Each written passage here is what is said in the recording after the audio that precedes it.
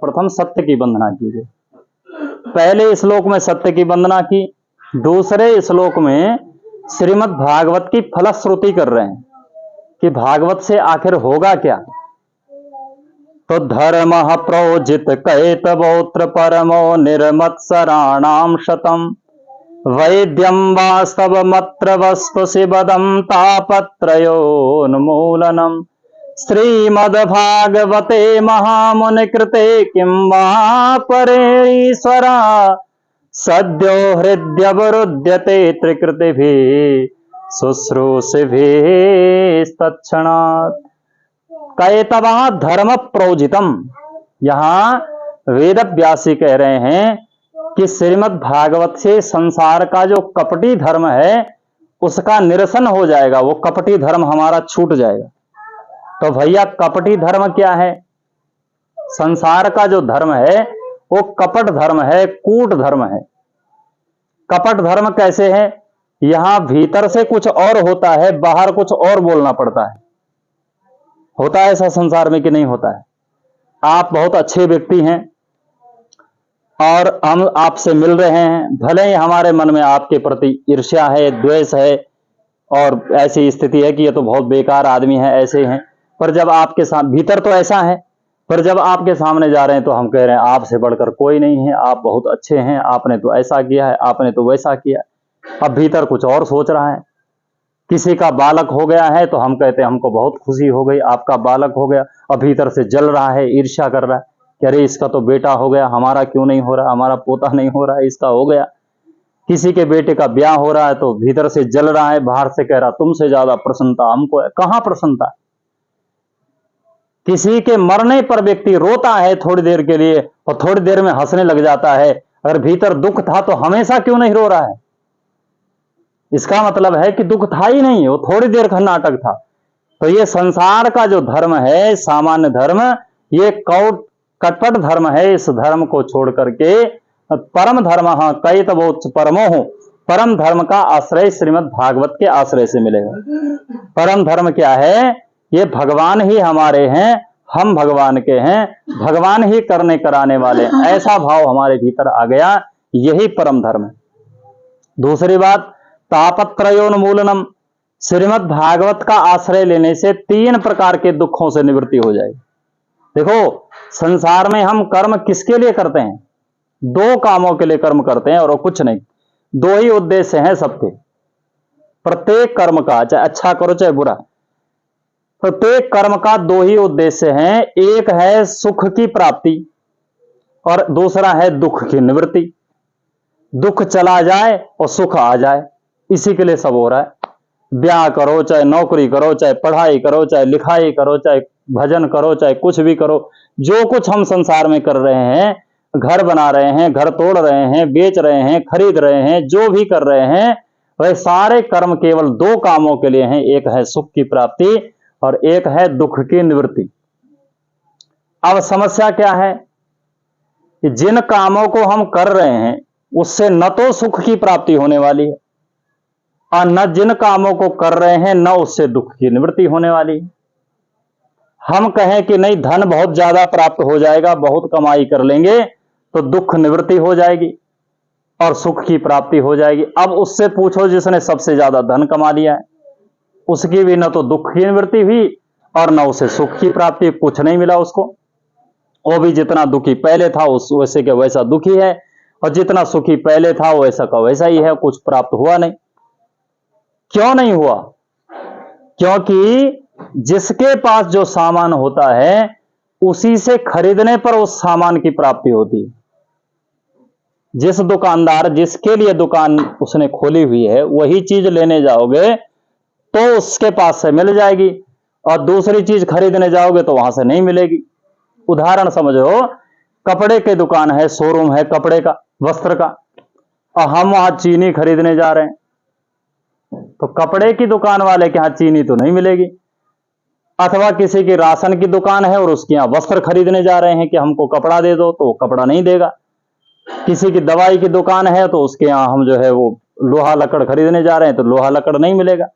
जिसके यहां लोहा लकड़ मिलता है उसके यहां चीनी नहीं मिलेगी, वो चावल नहीं मिलेगा, वो नहीं मिलेगा, जिसकी जिसकी दुकान है उसके पास जाओगे वो मिलेगा। ऐसे ही संसार से हम सुख बटोरना चाह रहे हैं। हमने घर बनाया, हमने विवाह किया, हमने पढ़ाई की, बहुत गहरी बात है। तो हमने विवाह किया, हमने, ये सब कर्म क्या है? संसार का कर्म है। और हम चाह रहे हैं कि इससे सुख मिल जाए। संसार के पास सुख है ही नहीं। भगवान ने संसार के लिए कहा गया ये असार है। असार माने उसमें सुख है ही नहीं। नास्ति तथा सुख लेशः सत्यम, उसमें सुख ही नहीं है। अब जिसके पास सुख ही नहीं है उससे लेने जाओगे तो कैसे मिलेगा? इसलिए न तो दुख की निवृत्ति हो रही है और न सुख की प्राप्ति हो रही है। तो भैया जब सुख की प्राप्ति भी नहीं हो सकती है और दुख की निवृत्ति भी नहीं हो सकती है, सुख भी मिलेगा भगवान की प्राप्ति से, दुख भी निवृत्ति होगी भगवान की प्राप्ति से, तो ये संसार भगवान ने बनाया ही क्यों? ये सब झंझट झमेला हमारे लिए रखा ही क्यों कि अब ब्याह करो, ये करो, ये समस्या, वो सब झेलो? ये भगवान ने बनाया क्यों और ये सब करने की आवश्यकता क्या है? तो ये संसार भी सुख की प्राप्ति करा सकता है यदि इस संसार को भगवत प्राप्ति का साधन बनाया जाए। हमने समस्या क्या है कि तार उल्टा जोड़ दिया है। साधन है संसार और साध्य है भगवान। बात हमारी समझ में आ रही है आपको? साधन है संसार और साध्य है भगवान। और हमने कर दिया उल्टा कार्यक्रम, साधन बना दिया भगवान को और साध्य बना दिया संसार को। हे भगवान मेरा बेटा हो जाए, हे भगवान मेरा ब्याह हो जाए, हे भगवान मेरा ऐसा हो जाए। तो भगवान को बना दिया साधन और संसार को बना दिया साध्य।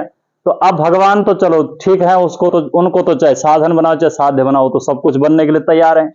तो भगवान मानो साधन बन भी जाए और संसार प्राप्त करा भी दें, तो संसार तो दुखालय है, वहां तो मिलेगा दुख ही। तो भगवान के भजन से भी सुख नहीं मिल रहा है। क्यों नहीं मिल रहा है भगवान के भजन से सुख? क्योंकि भगवान के भजन को भी हमने साधन बना करके साध्य फिर भी संसार को ही बनाया। जो यद किंचित भगवत भक्ति, भगवान का भजन कर भी रहे हैं, तो संसार को बनाना चाहिए साधन। ये शरीर हमें मिला है, ये भगवत प्राप्ति का साधन है। नहीं होता तो नहीं कर पाते। भैंस कथा नहीं सुन सकती है, भजन नहीं कर सकती है, जप नहीं कर सकती। कुत्ता है, वो कथा में बैठावे दो जबरदस्ती तो और लोगों को भी नहीं सुनने देगा, वो भौंकेगा, उठपटांग काम करेगा, किसी पर कुछ कर देगा, को चिढ़ भी सकता है और भी हो सकता है काम, व्यवधान करेगा, सुन नहीं सकता है। किसी दूसरी योनि का प्राणी बिठा दिया जाए तो बैठ भी जाए तो भी कथा नहीं सुन सकता है। कथा केवल एक मनुष्य शरीर से सुन सकता है, भजन मनुष्य शरीर से कर सकता है। इसलिए मनुष्य शरीर को क्या कहा गया है? साधन धाम मोक्ष कर द्वारा, पाए न जे परलोक समारा। ये साधन का धाम है, ये मोक्ष का द्वार है। ये मुक्ति प्राप्त करने के लिए, मोक्ष प्राप्त करने के लिए मानव शरीर मिला है। ये संसार की वस्तु बटोरने के लिए नहीं मिला है। यत किंचित भगवान ने जो दिया है हमारा कर्म करके, जो हमको प्रदान किया भी है, उसमें भी यही समझना चाहिए कि ये सब संपत्ति भगवान की। अगर हमने संपत्ति को भगवान का माना तो कोई संपत्ति हमें दुख नहीं दे सकती। तो भागवत का मुख्य उद्देश्य क्या है? 3 प्रकार के दुख हैं जिनकी निवृत्ति हम करना चाहते हैं। उसमें दैहिक, दैविक, भौतिक तापा, राम राज का हो नहीं व्यापा। पहला दुख है शरीर का दुख, जो बुखार आ गया और ये हो गया और वो हो गया, सबको ही है, जब तक शरीर रहेगा तब तक रहेगा। तो दैहिक दुख। दूसरा है दैविक दुख। दैविक माने प्रकृति के द्वारा मिलने वाला, कोई गर्मी ज्यादा हो गई, कभी सर्दी ज्यादा हो गई, कभी भूकंप आ गया, कभी वो हो गया, कभी ये हो गया, ये सब दैविक दुख। और भौतिक दुख है संसार के लोगों के द्वारा मिलने वाला दुख, इससे परेशान, उससे परेशान, इससे परेशान, ये सब भौतिक दुख हैं। और ये कैसे निवृत्त होंगे? ये भागवत की शरण में जाने से। तापत्रयोन्मूलनम, श्रीमद् भागवत की शरण में जाने से तीनों प्रकार के दुख उन्मूल हो जाएंगे। देखो, अन्य जो साधन हैं वो दुखों की निवृत्ति तो करेंगे पर उन्मूल नहीं करेंगे। उन्मूल का मतलब है जड़ से उखाड़ना। हमने किसी खेत में फसल बोनी है और हम उस खेत में घास जमी हुई है, वो घास हमने ऊपर ऊपर से काट दी और सीधे फसल बो दी, तो बताओ फसल होगी? घास जमी है, ऊपर ऊपर से घास तो काट दी और सीधे दूसरी फसल बो दी, तो जो घास हमने काटी थी उसकी जड़ फिर से अंकुर पकड़ लेगी, और जो तुमने बोया वो तो कहीं दिखेगा नहीं, और जो घास तुमने काटी थी फिर दोबारा वही चक्कर, वही खड़ा हो जाएगा। तो ऊपर ऊपर से काटने वाला जो साधन है वह निर्मूल नहीं करता है, लेकिन श्रीमद् भागवत तापत्रय उन्मूलनम, ये तीनों दुखों को उन्मूल कर देता है। तो तापत्रयोन्मूलनम, एक तो फल ये है भागवत का। एक फल क्या है? सद्यो हृदयवरुध्यते त्रिकृतिभिः शुश्रूषिभिः तत्क्षणात्, ये सबसे गजब की बात है। ऐसा फलादेश भागवत के सिवा, श्रीमद् भागवत के सिवा किसी दूसरे ग्रंथ का या दूसरे किसी साधन का नहीं। यहां लिखा है कि उसी समय, जिस समय हमने ये विचार किया कि हम भागवत करेंगे या भागवत सुनेंगे, कथा सुनेंगे, उसी समय भगवान आकर के हमारे हृदय में विराजमान हो जाते हैं। ऐसा कोई साधन नहीं है जो साधन हुआ नहीं और पहले फल मिल जाए। सारे साधनों में यही नियम है कि भाई इतना लाख जपोगे, इतना करोड़ जपोगे, इतने हजार जपोगे, इतना जप करोगे तब तुमको फल मिलेगा, इतना करोगे तब फल मिलेगा। लेकिन भागवत रूपी जो कथा है वो ऐसा साधन है कि हमारे मन में संकल्प जगा कि हम कथा कहेंगे, करेंगे और सुनेंगे, तो उसी समय आकर के भगवान हृदयासीन हो जाते हैं, हृदय में विराजमान हो जाते हैं। अवरुद्धते माने बंध जाते हैं, आते ही नहीं, बैठते ही नहीं, बंध जाते हैं। अब बंधते हैं मतलब कि हमारी मर्जी से बनते हैं, बंधने का मतलब है दूसरे की मर्जी से रहना, हमारी मर्जी से बनते हैं। जब तक हम चाहेंगे तब तक भीतर रखेंगे, जब चाहेंगे तब खोल देंगे। तो बंधन में जो व्यक्ति होता, अब ये कथा की समस्या क्या है कि भगवान की कथा से भगवान हृदय में आ तो जाता, परंतु जो व्यक्ति जबरदस्ती कहीं अंदर भीतर बंद किया जाता है वो हमें भागने में रहता है। मान लो ये दरवाजा है, कमरा है, भीतर से हम खुद कुंडी लगाएं तो हमें कोई परेशानी नहीं है, हम आराम से भीतर बैठे रहेंगे और जब तक हमारा मन होगा तो बैठेंगे, जब मन हमारा नहीं होगा तो आकर के कुंडा खोल देंगे, बाहर निकल आएंगे और रिलैक्स रहेंगे जब तक भी रहेंगे। अब मान लो हम भीतर चले गए और आपने बाहर से भूल से कुंडी लगा दी, तो जैसे आपने कुंडी लगाई तो हम उसी समय उसी क्षण बाहर आने की प्रतीक्षा करेंगे, किसी को आवाज लगाएंगे, कुछ करेंगे, अरे खोलो मैं भीतर बंद हो गया। वो व्यक्ति जो है असंयमित हो जाता है, जो बंध जाता है। तो भागवत की कथा आदि से हृदय में भगवान हृदयासीन होते हैं। कपाट जब तक हम बंद रखते हैं तब तक भीतर रहते हैं, और जैसे ही संसार के विषय भोग आने से वो कपाट खुल जाते हैं, वैसे फिर भगवान अपने हिसाब से चले जाते हैं। तो ऐसा फलादेश श्रीमद् भागवत का है। भागवत क्या है? बोले वेद रूपी वृक्षों का फल है भागवत। निगम कल्प तरोर गलितम फलम सुख मुखाद अमृतम द्रव संयुतम पिबत भागवतम रसमालयम मुहुरहो रसिका भूवि भावका। निगम मने होता है वेद, और वेद रूपी वृक्ष का फल है। वेद वृक्ष है और उसमें जो भागवत है वो फल लगा हुआ है। कैसा फल है? बोले वो पका हुआ फल है। ऐसा फल है कि बिल्कुल रस से भरा हुआ है, न उसमें कोई छिलका है जिसको त्याग किया जाए, न उसमें गुठली है जिसका त्याग किया जाए। क्योंकि फल में दो वस्तु ऐसे होती है जो त्यागनी पड़ती हैं। किसी किसी में छिलका नहीं त्यागना पड़ता है, बस ज्यादातर फलों में छिलका भी त्यागना पड़ता है और गुठली भी त्यागनी पड़ती है। लेकिन श्रीमद् भागवत रूपी फल कैसा है? बोले उसमें त्याज्य कुछ है ही नहीं, न तो छिलका है न गुठली है, केवल रस सिक्त है, रस से भरा हुआ है। तो बोले ऐसा रसमय फल है। और वृक्ष की डाली से टूट गया है, तो डाली से टूटा होगा तो धरती पे जाके बिखर गया होगा। अब बिखर गया होगा तो तब क्या हो, तो किसी काम नहीं आता। मान लो कोई फल है, बढ़िया से पक गया है, वो ऊपर वाले चोटी पे लगा हुआ था, वहीं से गिरकर धरती पे गिरे तो वो ऐसे हो जाता है, उसका वो इधर उधर फैल जाता है, बिखर जाता है उसका रस। तो बोले नहीं, ये शाखा प्रशाखा होकर के गिरा है। शाखा प्रशाखा माने एक डाली से दूसरी डाली में, दूसरी डाली से तीसरी डाली में, तीसरी डाली से चौथी डाली में। तो ये डाली कौन है? वेद रूपी वृक्ष की प्रथम डाली है श्री नारायण भगवान। वो नारायण भगवान रूपी जो डाली है, चोटी है, उस शिखा पर, उस शिखर पर जो है वो फल लगा, और जब गिरा तो ब्रह्मा रूपी डाली पर, ब्रह्मा जी रूपी डाली पर आकर के गिरा। ब्रह्मा जी ने पकड़ लिया नीचे से, और ब्रह्मा रूपी डाली से जब गिरा तो नारद जी वाली डाली ने पकड़ लिया, और नारद जी वाली डाली से जब गिरा तो नीचे व्यास जी बैठे थे, और व्यास जी वाली डाली पे अटक गया। अब व्यास जी वाली डाली पे से गिरा तो फिर सुखदेव जी वाली डाली पे अटक गया। ऐसे करके राजा परीक्षित तक आ गया, और राजा परीक्षित और सुखदेव जी ने उस राजा परीक्षित के ब्याज से सुखदेव जी ने उस फल का वितरण कर दिया। वितरण कर दिया माने हम सबको बांट दिया। अब जो चाहे वो पी ले, सर्व सुलभ हो गया। जब तक ऊपर था नारायण भगवान तक, तो जो वहां तक पहुंच सकता था वही फल खा सकता था। अब धरती पर आ गया तो जो चाहे वो खा सकता है, जो चाहे वो पी सकता है। तो पीवत भागवतम रस, इस रस को पियो। बोले कितनी देर पियो? कि मोह रहो रसिका भूभाव का, जब तक पी सकते हो तब तक पियो, बार बार पियो। यह ऐसा रस है कि जैसे जैसे पियोगे वैसे वैसे स्वाद बढ़ता चला जाएगा। संसार का कोई भी रस है, जैसे जैसे आप पियोगे तो स्वाद घटेगा, बढ़ेगा नहीं।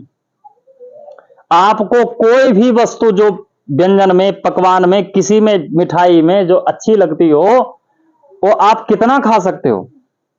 किसी को रसगुल्ला ही अच्छा लगता हो तो उसको कहो कि खाओ महाराज रसगुल्ले की परात भर के दे दो उसके पास, एक खा जाएगा, दो खा जाएगा, 10 खा जाएगा, बहुत कोई वीर होगा तो 20-25 खा जाएगा, और उसके बाद उसके गालों में दर्द होने लग जाएगा, मुंह चिरमिरा जाएगा, और फिर बाद में उसको कहेगा कि भैया ये हमारे सामने से ले जाओ, अब तो हम देख भी नहीं सकते।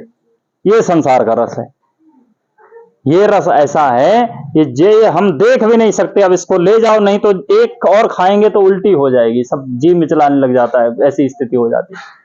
सबसे पसंद था तो तुम उसको खा क्यों नहीं, तुम्हारा सुख कहां चला गया। यही संसार का सुख है। और भगवत रस कैसा है, भगवान की कथा का रस कैसा है, आज पियोगे, आज कथा सुनोगे तो ऐसा, पहली बार कथा सुनोगे तो ऐसा लगेगा क्या बकवास है, ये सब बैठे रहते हैं दुनिया भर की, इन बाबा जियों को कोई काम है नहीं, ब्राह्मणों को कोई काम है नहीं, और 10-20 लोग सुन रहे हैं, एक आदमी बोल रहा है, बताओ ये कोई बात है, ऐसा लगेगा। लेकिन धीरे धीरे धीरे धीरे जब उस रस को व्यक्ति हृदयंगम करता है, पीता है, कथा सुनता रहता है, तो सुनते सुनते जब श्रद्धा होती है, भाव होता है, रस बढ़ने लगता है, स्वाद बढ़ने लगता है, तो ऐसा स्वाद बढ़ता है, परिचरते विहंगा भिक्षुचर्याम चरंते ही। तब जो बड़े बड़े महापुरुष हैं, जो भगवत कथा के रस के रसिक हैं, वे संसार छोड़ करके और भिक्षुचर्याम चरंती, भिक्षुचर्या करते हैं। किस लिए? कि हम भगवान की कथा आराम से सुन सके, संसार छोड़ देते हैं। और कितने ऐसे लोग जिन्हें हम आज भी जानते हैं, संसार से उसे कोई लेना देना नहीं, संपत्ति से उन्हें कोई लेना देना नहीं, वृंदावन के किसी आश्रम में रह लेंगे, वहां झाड़ू मार करके सेवा कर लेंगे, बस केवल इसलिए कि हमें भगवान की कथा मिले। हम सोच रहे हैं कि हम कितना कमाएं, कहां से मिले, कहां से निकले, कितना बड़ा मकान बनाए, कितना बेचें, कितना खरीदें, कितना ये करें वो करें, हमारी ये स्थिति। और उनका सोच विचार क्या है कि कौन सी कथा में जाएं, किसकी कथा सुने, कौन कथा में रस है, यही वो विचार कर रहे हैं। ऐसा ही जीवन बना रखा, ऐसे बहुत लोग हैं। तो परिचरते विहंगा, पक्षियों की तरह जीवन जीते हैं, भिक्षुचर्या करते हैं। क्योंकि जब स्वाद लग जाता है तो जैसे शराबी शराब के नशे में आकर के अपना सब कुछ बर्बाद कर सकता है और उस नशे का त्याग नहीं कर सकता, वैसे कथा रस रसिक भी जो है, चाहे सब कुछ बर्बाद हो जाए पर वो भगवत रस का त्याग नहीं कर सकता। पर अब ये समानता नहीं ले लेना कि जो शराब पी रहे हैं वो और कथा सुनने वाले एक जैसे हो गए। भैया, शराब का नशा करने वाला निश्चय ही नरक की ओर जाएगा, और भगवान का रसपान करने वाला वे भगवान के चरणों में जाएगा। संसार का नशा करने वाले का नशा कितने देर का है। एक कवि कहते हैं, जाम पर जाम पीने से क्या फायदा, रात को पी और सुबह उतर जाएगी। और पीना है तो हरि नाम का प्याला पी, जिंदगी नशे में गुजर जाएगी। भगवान के नाम का नशा जिनको होता है उनका संसार में कहीं मन लगता ही नहीं। आगे श्रीमद् भागवत के तृतीय स्कंध में करदम जी की कथा है। और भगवान की भक्ति की, उन्होंने तपस्या की और भगवान के कहने से विवाह कर लिया। विवाह करने के बाद भी गौना हुआ, गृह प्रवेश हुआ, कुटिया में बैठे थे, वहीं बैठ करके फिर तपस्या करने लग गए। तपस्या करते करते हजारों साल बैठ गए। जो पत्नी थी वो भी बूढ़ी हो गई। तब जाके समाधि टूटी। तो पत्नी को देखा तो पत्नी के तो बाल सफेद हो गए, झुर्रियां पड़ गई, आंखें धस गई, दांत 2-4 बचे हैं, बस इतना, ऐसी स्थिति आ गई। हजारों साल बीत गए। पूछा कि देवी कौन हो तुम? बोले हम आपकी पत्नी हैं। अरे हमसे भूल हो गई। अपनी पत्नी का, देवहूति माता का वो रखने, मन रखने के लिए उन्होंने कामक नाम के विमान की उत्पत्ति की। तपस्या का बल था। ऐसा विमान उपस्थित किया कि उस विमान के अंदर जो है संसार की सब भोग की वस्तुएं थी। उसी में नहाने का सरोवर है, घूमने का उद्यान है, सोने का सुंदर कमरा है और बड़ी सारी व्यवस्थाएं जो चाहिए संसार में जीने के लिए। संसार में देवताओं को भी दुर्लभ भोग उसके भीतर थे। हजारों हजारों दास दासियां थी। ऐसा भोग था। और भोग भोगते भोगते जो है संसार का, उनकी 9 कन्याएं हुई और 9 कन्याओं के होने के बाद भी अब देवहूति माता से कहते हैं कि अब हम भजन करने जाना चाहते हैं। अब बताओ, अगर भजन से ज्यादा स्वाद संसार के भोग में होता है तो करदम जी को इतना भोग प्राप्त था, उनको छोड़कर जाने की क्या हो सकता था? अगर उसी में उनको स्वाद मिलता। देखो, भजन का स्वाद उन्हें था, इतना संसार का वैभव भी उनको आकर्षित नहीं कर पाया। भोग के बीच रहे, इतना भोग भोगा, इतना सब कुछ किया, पर अगर उसमें सुख होता तो क्या करदम जी ये कहते बाद में कि हम भजन करने जाएंगे? यही कथा सौबरी जी के 50 ब्याह किए उन्होंने। 50 विवाह करने के बाद भी 50 के ऐसी तपस्या का बल था, 50 रानियों के लिए, 50 पत्नियों के लिए 50 महल बना दिए। और ऐसा तपस्या का बल था कि 50 रूप बना करके प्रत्येक के घर में रहते। ये भगवान के भक्तों की महिमा है। प्रत्येक के घर में रहते और ये किसी को यही नहीं लगता कि कभी हमको छोड़ के नहीं जाते। वो सोच करते कि हमारी बहनों का बेचारे 50 बहनें थी, मानधाता की पुत्रियां थी 50। इतना भोग भोगने के बाद भी फिर अंत में 50 देवियों को हाथ जोड़ दिया कि देवी अब हम संसार में नहीं रहना चाहते, अब हम भगवान का भजन तपस्या करने जाना चाहते।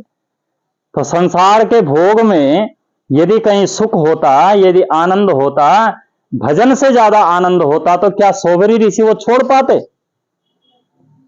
एक बार जिसे संसार भगवत भक्ति का, भगवान के भजन का स्वाद लग जाता है, वो कभी भी संसार के भोग को भगवान के भजन से बढ़कर नहीं समझ सकता। हम जैसे विषयी पामर लोग हैं, वो इस बात को हमारे पल्ले ही नहीं पड़ेगी ये बात, क्योंकि हम इसी को सब कुछ माने बैठे। तो श्रीमद् भागवत महापुराण की जो कथा रस है, जैसे जैसे उसका नशा चढ़ता है, संसार का जो नशा है, वह नशा हमें गर्त की ओर ले जाता है, नरक की ओर ले जाता है, पतन की ओर ले जाता है। लेकिन भगवान के नाम का नशा हमें उत्थान की ओर, भगवान की ओर ले जाता है, भगवत चरणारविंदों की ओर ले जाता है। इसलिए भैया, यदि जीवन में नशा हो तो भगवान के नाम का नशा है। सनत कुमारों के लिए गोस्वामी जी कह रहे हैं, आशा बसन व्यसन यह तिन्हि, रघुपति चरित होई तहाँ सुनई। उनका व्यसन क्या है? बोले भगवान का चरित्र जहां होता वो सुन लेते हैं। ऐसे श्रीमद् भागवत की महिमा है, निरंतर इसका पान करना चाहिए। और वेद व्यासी महाराज ने जब श्रीमद् भागवत को लिखा, श्रीमद् भागवत में सर्वप्रथम जो है श्री 24 अवतारों का वर्णन किया, सनत कुमारों का और सूत जी का संवाद हुआ। उन्होंने प्रश्न पूछा, फिर 24 अवतारों का वर्णन किया। 24 अवतारों के वर्णन के बाद श्री वेद व्यासी की कथा आई। अपनी ही कथा वेद व्यासी ने लिखी और वेद व्यासी महाराज एक दिन बैठे थे, त्रिकालदर्शी महापुरुष थे, भविष्य का दृश्य, कलयुग का दृश्य उन्होंने देखा। तो इन कलयुग के प्राणियों का कल्याण कैसे हो, इसका चिंतन वह करने लगे। संत में और हम सामान्य जीवों में क्या अंतर है? क्या अंतर है कि संत जो महापुरुष हैं, संत की परिभाषा यही है, जो सबके कल्याण का चिंतन करता है वो संत है। और जो अपने ही चिंता करता है कि मैं ही सुधर जाऊं, मेरा ही कल्याण हो, मेरा ही सब कुछ हो, मुझे ही सब मिले, मैं ही खाऊं, जहां से भी मिले मुझे मिले, जो अपना ही चिंतन करता है वही सामान्य है या असंत है, जो भी कह लो कह लिया। जो केवल अपने कल्याण की चिंता करता है वो सामान्य है, और जो संसार के सबके कल्याण की चिंता करता है वो संत है। और जो किसी के कल्याण की चिंता न करता है, जो अपनी करता है न किसी दूसरे की करता है, जिसको करता है उसको दुखी ही करता है, वो असंत। ये समझ लीजिए। क्योंकि अपना ही कल्याण करना भी कोई बहुत बड़ी बात नहीं है, अपना कल्याण कोई भी कर लेता है। हमारे भारतवर्ष के महान पुरुष हुए, कौन नहीं जानता है, स्वामी विवेकानंद जी महाराज। और स्वामी विवेकानंद जी के गुरु श्री रामकृष्ण परमहंस जी ने जब वो पहले पहले उनके पास आए, उन रामकृष्ण परमहंस जी ने अपने शिष्य विवेकानंद जी से पूछा कि भाई तुम क्या करना चाहते हो? जैसे हम बच्चों से पूछते हैं ना कि तुम क्या करना चाहते हो, तुम्हारा उद्देश्य क्या? तो विवेकानंद जी ने कहा कि देखो मैं महाराज जी ऐसा है, मैं तो एकांत में जाकर के कहीं जंगल में जाकर तपस्या करना चाहता हूं, भजन करना चाहता हूं। तो वे नाराज हो गए गुरुजी। अब गुरुजी नाराज क्यों हो रहे हैं? हम तो कल्याण की बात कर रहे हैं, इसी में कल्याण है, भजन में कल्याण है, संसार में कहां कल्याण है?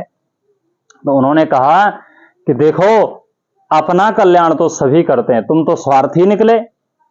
हम तो तुम्हें समझे थे कि तुम बहुत लोगों का उद्धार करोगे, बहुतों का कल्याण करोगे, और तुम तो अकेले अपने ही कल्याण की चिंता करने लगे। इसलिए तुम्हें केवल अपना कल्याण नहीं करना, तुम्हें हजारों हजारों लोगों का कल्याण करना है। उसी समय से आज भी विवेकानंद जी की संस्थाओं में जैसा मानव सेवा होती है, वैसी मानव सेवा कहीं और अन्यत्र दिखाई नहीं पड़ती। ऐसी सेवा उनके हॉस्पिटलों में या उनकी संस्थाओं में आज भी स्वामी विवेकानंद के नाम को सब जानते हैं, उनके नाम से बहुत लोग चलते हैं, उनके आश्रय लेकर के कितनों ने अपना कल्याण किया है। तो ये क्या बात है? सबका कल्याण लेकर, सबको लेकर के चलना, यही संत का लक्षण है। तो वेद व्यास यही विचार करने लगे कि इन कलयुग के प्राणियों का कल्याण कैसे होगा। तो उन्होंने चिंतन किया, तो उसके लिए पहले उन्होंने महाभारत ग्रंथ को लिखा। 1 लाख श्लोकों में उन्होंने महाभारत, कोई 1.25 लाख किसी विद्वान ने कहा, कोई विद्वान कहते हैं 1.25 लाख है, कोई 1 लाख है, तो 1 लाख अभी उपलब्ध हैं, और भी कुछ कहते हैं कि ज्यादा भी हो सकते हैं, पर 1 लाख सामान्य ने 1 लाख श्लोकों का श्रीमद् भागवत, ये श्री महाभारत ग्रंथ जो है एक विशाल ग्रंथ तैयार किया वेद व्यास जी ने। संसार के जितने धर्म हैं उन धर्मों का निरूपण किया, और उसके बाद भी उनको संतुष्टि नहीं मिली, तो उन्होंने 17 पुराण लिखे। 17 पुराण लिखने पर भी संतोष नहीं मिला, और विचार कर रहे थे कि अब मेरे मन को संतोष कैसे होगा। उसी समय नारद जी आए। नारद जी ने कहा कि क्यों, क्या बात है, आप क्यों उदास हैं? बोले ऐसे ऐसे हमने लिखा है पर हमें संतोष नहीं हो रहा है। तो बोले तुमने लिखा तो है, पर भगवान के विशुद्ध चरित्र का तुमने वर्णन नहीं किया। अगर तुम विशुद्ध भगवान के चरित्र का वर्णन करते तो तुमको जरूर संतोष होता। बोले विशुद्ध चरित्र का वर्णन कैसे होगा? बोले वो ऐसे होगा कि जो भगवान का विशुद्ध भक्त है, उसके चरण कमलों का आश्रय जब तुमको मिलेगा। तो बोले आपको मिला है जो आप कह रहे हो, तो आपको अनुभव है इसका? बोले हाँ हमको अनुभव है। कैसे अनुभव है? वो तो अपने पिछले जन्म की कथा जो है वो नारद जी सुना रहे, बहुत प्यारी कथा है।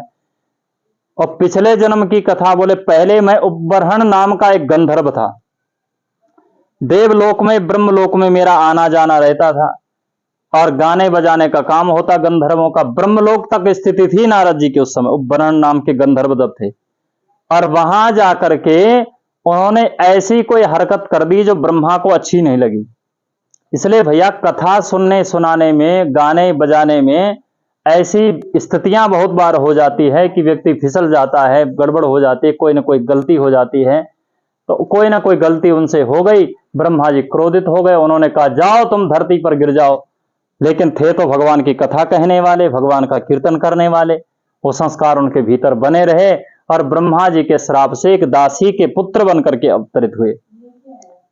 और असमय में उनके पिता की मृत्यु भी हो गई। देखो जब समय आता है, असमय में पिता की मृत्यु हो गई, और जब मृत्यु हो गई तो कोई चारा नहीं रहा, और माता जी ने किसी वैदिक ब्राह्मण के घर में सेवा करने का की नौकरी कर ली, सेवा करने का ये ले लिया, वो सेवा करने के लिए लग गई। तो नौकरी करती ब्राह्मण के घर में, और ब्राह्मण देवता जिनके यहाँ नौकरी करती थी, सेवा करती थी, वे बड़े संत सेवी थे, बहुत बड़े भक्त थे, और उनके यहाँ महापुरुषों का, संतों का आना जाना लगा रहता था, आते जाते रहते थे।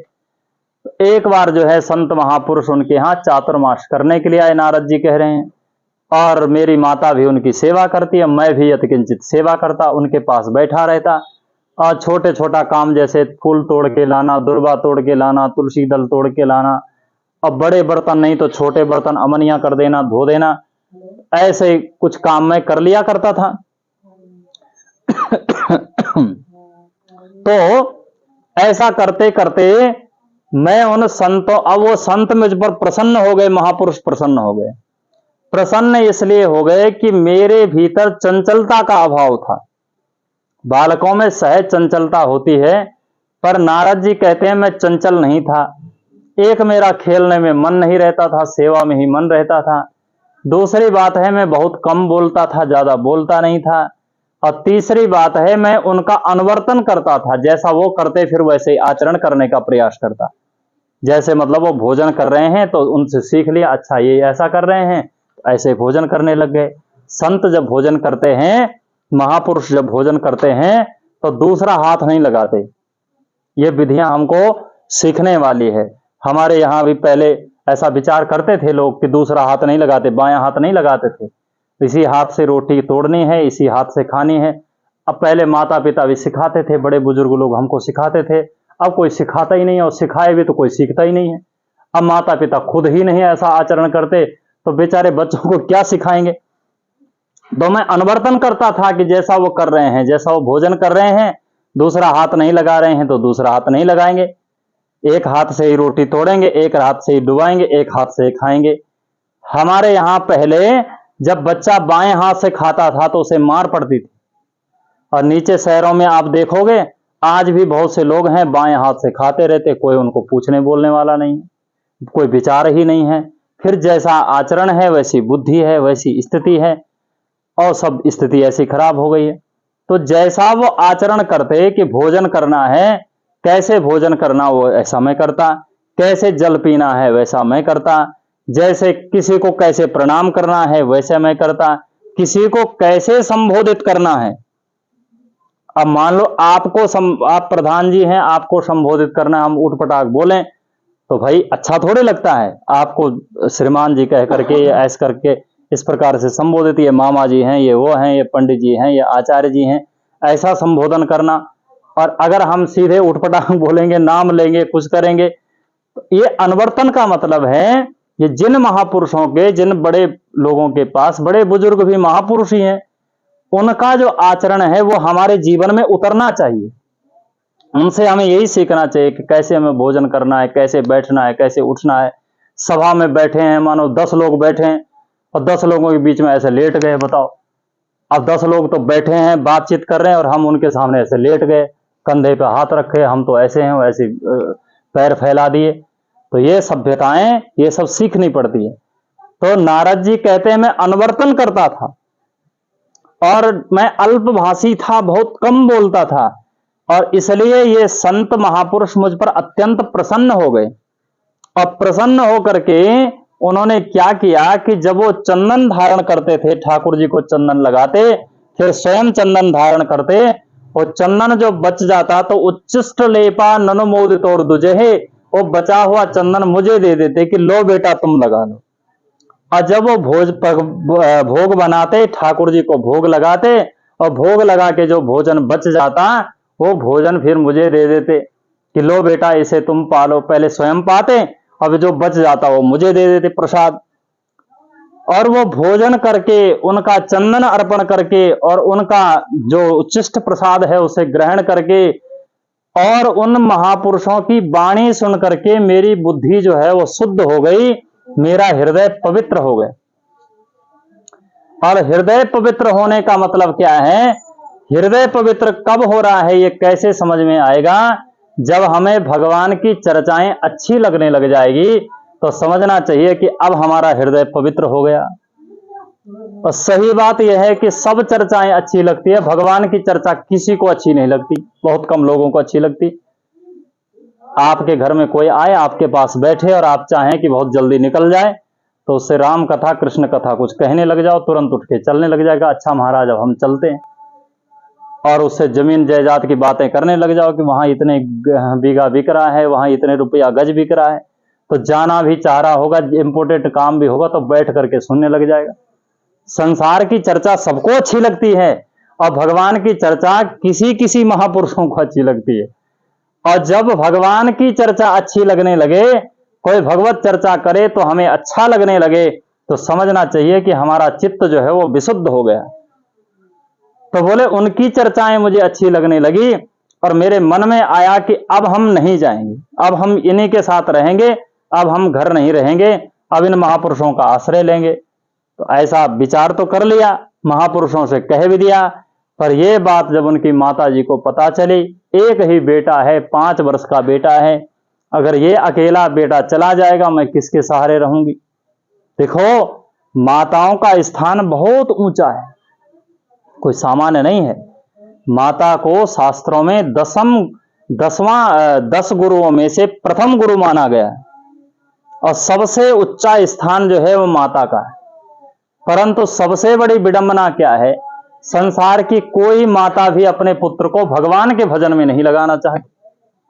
कोई का बेटा कहे कि मैं महात्मा बनता हूं, भजन करता हूं, तो बस माता रोना पीटना शुरू कर देगी। और बेटा शराबी बन जाए, कबाबी बन जाए, गुंडा डाकू चोर जुआरी बन जाए, उससे कोई परेशानी नहीं है। धूर्त बन जाए और साधु बन जाए तो समस्या खड़ी हो जाए, महात्मा बन जाए तो समस्या खड़ी हो जाए, भजन करने लग जाए तो समस्या खड़ी हो जाए। औरों का बेटा महात्मा बने तो हम उसका आदर करेंगे, चरण छुएंगे, मेरा बेटा नहीं बनना चाहिए, यही भाव रहता है। और जो भाव सारी माताओं का है वही भाव नारद जी की माता का है। माताओं की स्थिति यह है, एक महात्मा थे वृंदावन में और उनकी माता जी बीमार हो गई। बीमार हो गई तो वो बार बार बेटा जो महात्मा बन गया उसी को याद करती कि वो बेटा नहीं आया, वो बेटा, उसको देख लेती तो ठीक रहता। तो उस खबर आई कि भैया तेरे को ही पुकार रही है, कम से कम आज रहे न रहे, शरीर का मामला है, चले जाओ। तो गुरुजी से आज्ञा ली कि गुरुजी माता जी ऐसे कह रहे, बोले गुरुजी माता का स्थान सर्वोपरि होता है, तुम चले जाओ। अब जब वो माता जी को मिलने गए तो माता को मिलकर के वापस आए, गुरुजी ने पूछा क्या कहा तुम्हारी माता ने? तो बोले हमारी माता ने ये कहा कि अगर हमें पता चलता कि तुम साधु ही बन जाओगे तो जन्मते समय ही तुम्हारा गला दबा करके मार देती, काहे को तुम जिंदा रहे, तुम साधु बन गए। तो ये संसार की स्थिति है। कोई चोर जुहारी डाकू गुंडा बन जाए उसके लिए परेशानी नहीं है, धूर्तता का काम करे, उठपटांग काम करे, अरे करना क्या है, खुद सिखा रहे हैं, अब तो खुद ही सिखा रहे हैं, हम उसके गुरु बन रहे हैं बालकों के, हम ही उनको सही शिक्षा सही राह पर नहीं बना दे।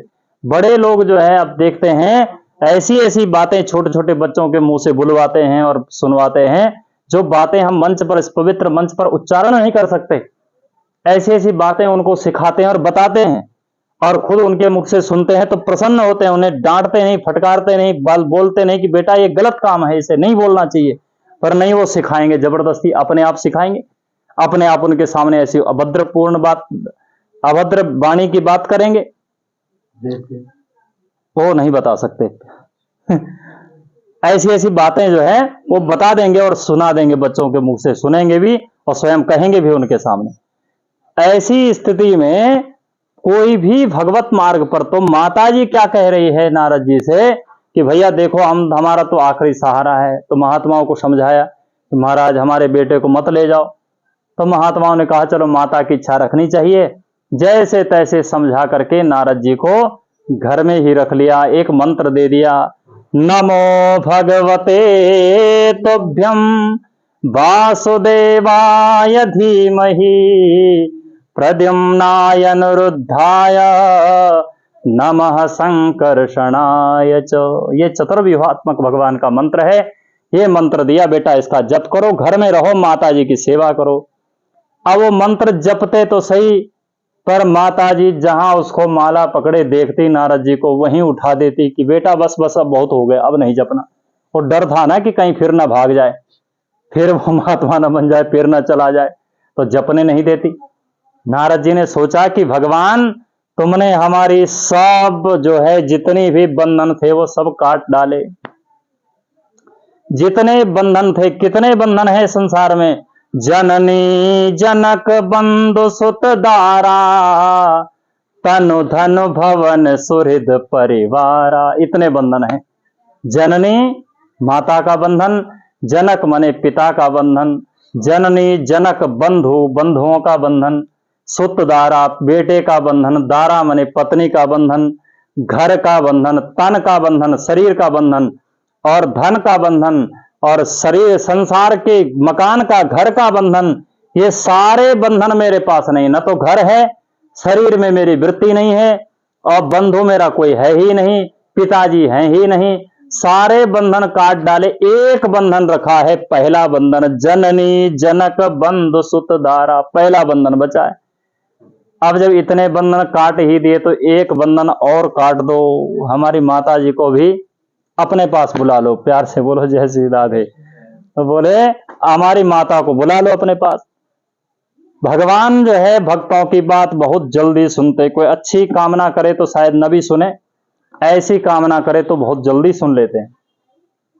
तो जैसे ही नारद जी ने कामना की तो एकदा निर्गताम गेह दुहंते निशिगाम पथे सर्पोद सत्पद स्पृष्टा।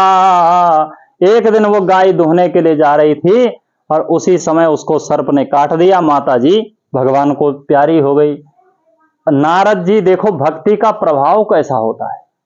भक्त के जीवन में कभी अभाव लगे कि हमारे जीवन में अभाव है तो समझना चाहिए कि हम भक्त नहीं। अगर किसी को ऐसा लगता है कि हमारा बेटा नहीं हो रहा है, हम बड़े दुखी हैं, तो समझना चाहिए कि भक्ति नहीं। किसी को लगे कि मेरे पास धन बहुत कम है, वो पूरा नहीं पड़ रहा है, तो समझना चाहिए कि हम भक्त नहीं हैं।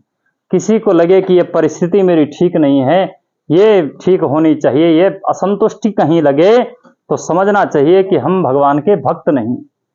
भक्ति का सबसे बड़ा परिचय ये है कि हम प्रत्येक परिस्थिति में यही विचार करें कि भगवान की मेरे से बढ़कर के कृपा किसी पर नहीं। जितना मैं जिसके लायक ही नहीं था, भगवान ने उतना दे रखा है। एक वक्त के भोजन के लायक भी मेरा कर्म नहीं है और भगवान मुझे 3-3 बार बढ़िया से भोजन करने को दे रहे हैं। इससे बढ़कर और कृपा क्या होगी। मैं रोड पर रहने के लायक नहीं था और भगवान ने मुझे घर मकान दे दिया, सब सुविधा दे दी। ऐसा भाव यदि किसी के मन में हो, समझना चाहिए कि वही भक्ति का सबसे बड़ा परिचय।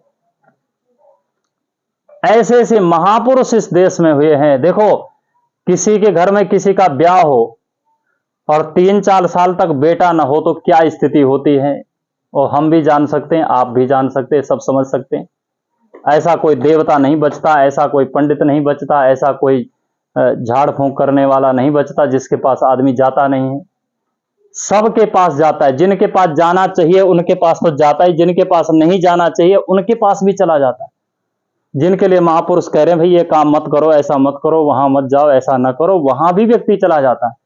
अब काम बन जाए तो फिर उसके लिए वही सिद्ध हो जाता है। ऐसे ही में ऐसे कुछ लोग सिद्ध हो गए जिनको नहीं होना चाहिए था। इसी चक्कर में तो वही है, क्षुद्र तृष्णा के चक्कर में। तो देखो भगवान के भक्त, किसी के घर में बेटा नहीं होता है 2-4 साल तक विवाह करने के, उसकी क्या अवस्था, क्या स्थिति होती है। लेकिन इसी देश के एक बहुत बड़े महापुरुष हुए, ज्यादा पुरानी बात नहीं कह रहे हैं, उनका नाम है सेठ जयदयाल गोयंदका जी। गीता प्रेस के जो प्रवर्तक हैं, गीता प्रेस में उनके लेख हैं, उन्हीं से चली है परंपरा। सेठ जी के उनका बेटा नहीं हुआ और बहुत साल हो गए ब्याह के, बेटा ही नहीं हुआ। तो बेटा नहीं होता है जब किसी के घर में, तो जिनका नहीं हो रहा उनको उतनी परेशानी नहीं रहती, अड़ोसी पड़ोसियों को बहुत परेशानी हो जाती है, रिश्तेदारों को बड़ी परेशानी हो जाती है, बड़ी समस्या हो जाती है। तो सब लोग बोलने लगे कि महाराज इतने साल हो गए, इतना हो गया, अभी तक बेटा नहीं हुआ, क्या बात है, पुत्र नहीं हुआ, संतान नहीं हुई, इतने साल हो गए। तो सेठ जयदयाल गोयंदका की पत्नी को जब पूछा गया तो वह कहती हैं कि हमने पुत्र होने ही नहीं दिया। अब बताओ, वे कहते हैं हमें पुत्र की आवश्यकता ही नहीं है, हम चाहते ही नहीं कि बेटा हो जाए।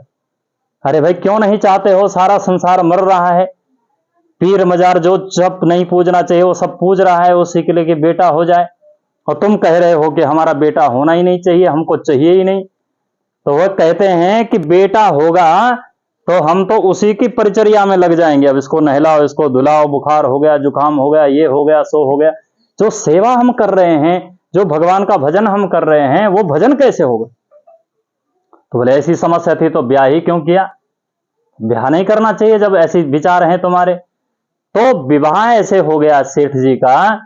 अब उस समय आज से 100 साल पहले की जब चर्चा करेंगे, 50, 60, 70 साल पहले की बात करेंगे, तो क्या कभी ऐसा पूछा जाता था आप लोगों से, हम लोगों से, कि तुम इस ब्याह करोगे कि नहीं करोगे, कि किससे करोगे? ऐसा तो बेटों से पूछा ही नहीं। ये तो परंपरा अब चली है ना, कि पूछा जाता है कि किससे करोगे, कैसे करोगे, कहां करोगे, फिर देखोगे, क्या करोगे, सब उटपटांग काम तो अब हुआ है। पहले जब सेठ जयदयाल गोयंदका का जब विवाह, कम से कम 50 साल तो उनको गए हुए हो गए। अब जब वो विवाह किया होगा तो उससे 50 साल, 100 साल पहले की बात हो गई। तो 100 साल पहले कहां पूछा जाता था बेटा बेटियों से कि तुम्हारा ब्याह करें कि न करें, किससे करें, किससे न करें? तो विवाह तो माता पिता ने सीधे कर लिया तय, और बोला कि चल बेटा, घोड़ी पे बैठो, चलो, ब्याह तो हो गया। लेकिन भाई संतान होना ना होना ये तो हमारे हाथ की बात है ना। तो हमने अभी तक संतान होने नहीं दिया। अब आश्चर्य की बात क्या है कि उनकी पत्नी से ये पूछा गया, माताओं ने पूछा, माताएं सब पूछती रहती है उठपटांग ना, तो माताओं ने पूछा कि तुम तो पत्नी, पति पत्नी हो, स्त्री पुरुष हो, और दोनों जवान हो, एक ही एकांत में रह करके तुम इतने पवित्र कैसे रह सकते? कि भाई एकांत में रह करके भी संतान न हो, ऐसी ऐसी अवस्था तुम कैसे, ऐसी परिस्थिति तुम कैसे पैदा कर सकती हो? तो उनकी पत्नी कहती है कि सेठ जी जब कक्ष में, एकांत कक्ष में मेरे साथ प्रवेश करते हैं, उनके आते ही कमरे का वातावरण इतना विशुद्ध हो जाता है कि संसार की विषय की कोई भाव हमारे हृदय में प्रकट ही नहीं हो सकता। जैसे किसी भी स्त्री के बगल में कोई 5 वर्ष का बालक जो है सुला दिया जाए तो उसके प्रति उसके मन में किसी भी प्रकार का विकार पैदा नहीं हो सकता, वैसे ही अपने पति मुझे ऐसे लगते हैं जो कोई 5 वर्ष का बेटा, 5 वर्ष का बालक मेरे साथ है। तो ये अवस्था है, कहने का भाव, किसी भी अवस्था में असंतोष यदि व्यक्ति को लग रहा है तो समझना चाहिए कि हम भगवत भक्त नहीं हैं, भगवान के भक्त नहीं। ये सबसे बड़ा उदाहरण है श्री नारद जी का। नारद जी 5 वर्ष के हैं, माता के सिवा उनका कोई सहारा नहीं है, और माता की मृत्यु होने पर वो प्रसन्न हो रहे हैं कि ठीक है, बहुत अच्छा हुआ, इतनी सब फांसी तो कट रखी थी, एक बंधन था मेरे जीवन में, वो भी कट गया। और नारद जी भजन में लग गए। भजन करते करते उनके हृदय में भगवान प्रकट हो गए। अब भगवान प्रकट होकर के फिर अंतर्ध्यान हो गए। तो नारद जी ने कहा कि प्रभु आप अंतर्ध्यान क्यों हुए? तो आकाशवाणी हुई कि अभी तुम मेरी प्राप्ति के लायक नहीं हुए, अभी तुम्हें एक जन्म तक और प्रतीक्षा करनी पड़ेगी, यहीं बैठकर भजन करो, शरीर तुम्हारा पूरा होगा, अगला जन्म तुम्हारा ब्रह्मा जी के पुत्र के रूप में होगा, और तब मैं तुम्हें अपना पार्षद बनाऊंगा। ये कथा कब की है? सतयुग की। यह व्यवस्था सतयुग में भगवान ने दे रखी थी कि कितना ही भजन, अब इतना बड़ा भजन करने वाला बचपन से भजन में लगे और माता के मृत्यु पर भी प्रसन्न हो रहे हैं, ऐसे भक्त को भी भगवान कह रहे हैं कि अगले जन्म में मिलेंगे। ये एक सतयुग की अवस्था है। पर लेकिन कलयुग ऐसा है, इस कलिकाल में किसी भक्त को भगवान ने नहीं कहा कि अगले जन्म की प्रतीक्षा करो। ये कलिकाल में थोड़ा भी कोई भगवान के भजन में जो लगा है वो अनुभव कर सकता है, थोड़ा भी कोई भजन में लगा है, सामान्य भी कोई भजन में लगा है तो उसको भजन की अनुभूतियां होने लग जाती है। ये कलयुग की स्थिति। इसलिए कलयुग में भगवान ने अपना कृपा का द्वार खोल रखा है नाभा गोस्वामी जी कहते हैं, और युगन ते कमल नयन कलि विशेष पर चोलयो। और युगों से ये कलयुग में भगवत प्राप्ति बहुत सरल है। कोई ये कहे कि कलयुग में भगवान नहीं मिल सकते, उसको दूर से दंडवत करनी चाहिए, प्रणाम करना चाहिए कि भैया तुम अपनी बात अपने पास रखो, हम प्रणाम करते हैं। क्योंकि कलयुग में भगवान को पाना सबसे सरल है, सबसे सस्ता है। श्री हनुमान प्रसाद पोद्दार जी महाराज कहते हैं कि इच्छा करने से धन नहीं मिलता। इच्छा करोगे कि इतने रुपए कमा लूं, अब माना इच्छा करने से धन मिलता तो संसार का प्रत्येक व्यक्ति अरबपति होता। ऐसा कोई चाहता है कि मेरे पास धन कम हो? ऐसी किसी की इच्छा होती है कि किसी के धन कम हो? इच्छा करने से बोले धन नहीं मिलता, प्रारब्ध से मिलता है। जितना प्रारब्ध होगा उतना मिलेगा, उसके हिसाब से थोड़ी बहुत मेहनत करेगा, कर्म करेगा तो मिलेगा, इच्छा करेगा तो नहीं मिलेगा। इच्छा करने से विवाह नहीं होता है, जैसा चाहे व्यक्ति वैसा विवाह हो जाए इच्छा करने से, ऐसा नहीं हो सकता है। इच्छा करने से संतान भी नहीं होती, प्रारब्ध में संतान है तो होगी, इच्छा करोगे तो नहीं होगी। इच्छा करने से घर मकान नहीं बनता, किसी के प्रारब्ध में है तो बनेगा, नहीं बनेगा। इच्छा करने से एक ही वस्तु मिलती है, और जिस समय इच्छा करोगे, प्रबल इच्छा करोगे, उसी समय मिल जाएगी, और वो वस्तु है भगवान। भगवान इच्छा करते ही मिल जाते हैं। पर समस्या यह है कि सबकी इच्छा करते, भगवान की इच्छा कौन करता है?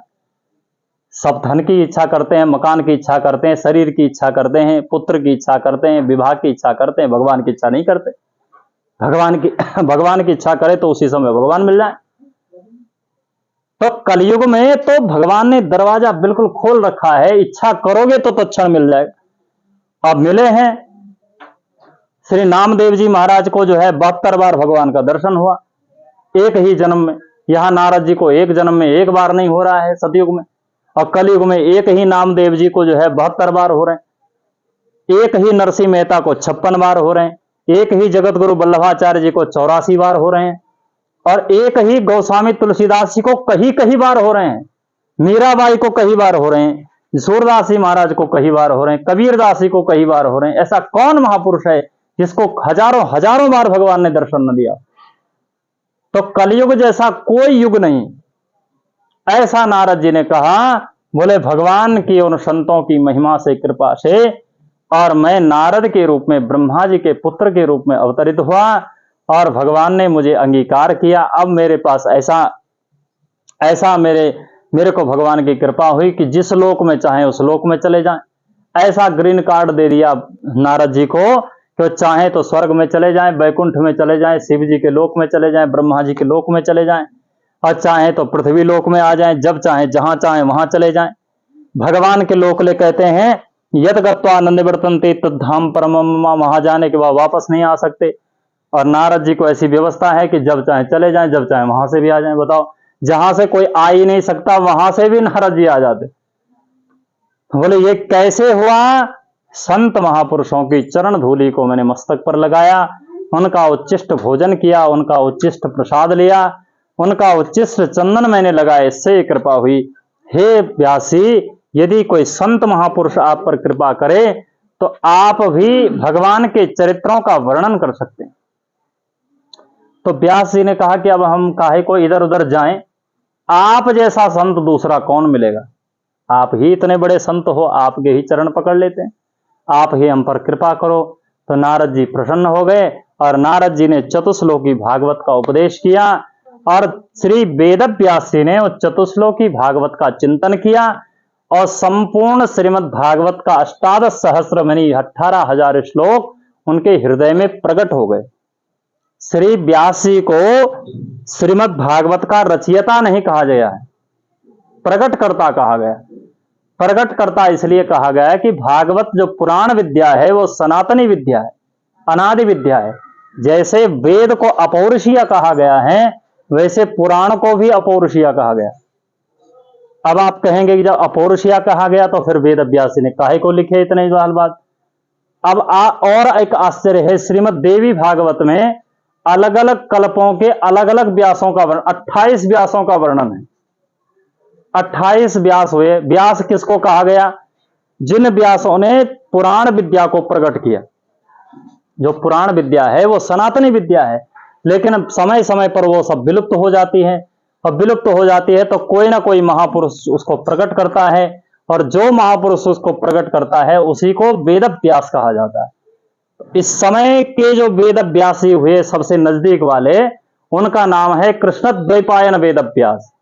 एक बार वशिष्ठ जी हुए, एक बार पाराशर जी हुए, एक बार ऐसे ही अंगिरा जी हुए, ऐसे ऐसे अलग अलग कल्पों के। अच्छा, ये बात नहीं मानी जाएगी कि केवल अगर पुराणों का काल केवल 5000 वर्ष पूर्व, क्योंकि वेद व्यास 5000 वर्ष पूर्व हुए, अगर ये काल 5000 पूर्व वर्ष का ही माना जाए तो गोस्वामी तुलसीदास जी महाराज की एक चौपाई झूठी हो जाएगी। कौन सी चौपाई? देखो, राम जी का जन्म कब हुआ? त्रेता 24वीं चतुर्युगी के त्रेता युग में, और कृष्ण अवतार हुआ 28वीं चतुर्युगी के द्वापर में, और वेद व्यास भी उसी समय हुए। लेकिन जिस समय राम जी राजगद्दी पर बैठे हैं, गोस्वामी जी कह रहे हैं वेद पुराण वशिष्ठ बखानहि, और सुनहि राम यद्यपि सब जानहि। तो पुराण वेद, वेद व्यासी वेद भी कह रहे हैं, पुराण भी कह रहे हैं। तो पुराण जब वेद व्यासी 5000 साल पहले लिख रहे हैं, तो राम जी के यहां पुराण कहां से चले गए? दूसरी बात, गर्ग संहिता में श्री कृष्ण बलराम जो है सारी पृथ्वी का भ्रमण करते हैं, राजसूय यज्ञ के लिए दिग्विजय करते हुए सारी धरती का भ्रमण करते हैं, और उस धरती पर अनेकों महापुरुषों का उन्हें दर्शन होता है।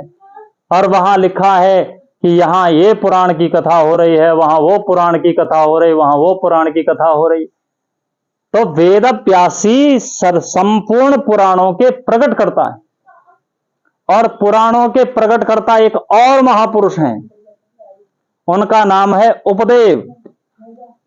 ये पुराण विद्या एक बार जो है कलयुग में भी जो है विलुप्त हो गई। तो उपदेव जी महापुरुष हुए, उन्होंने संपूर्ण पुराणों को पढ़ के रखा था, याद करके रखा था। और मिलेच्छों मुगलों का राज्य रहा तो सारे पुराणों को जलाकर नष्ट कर दिया गया।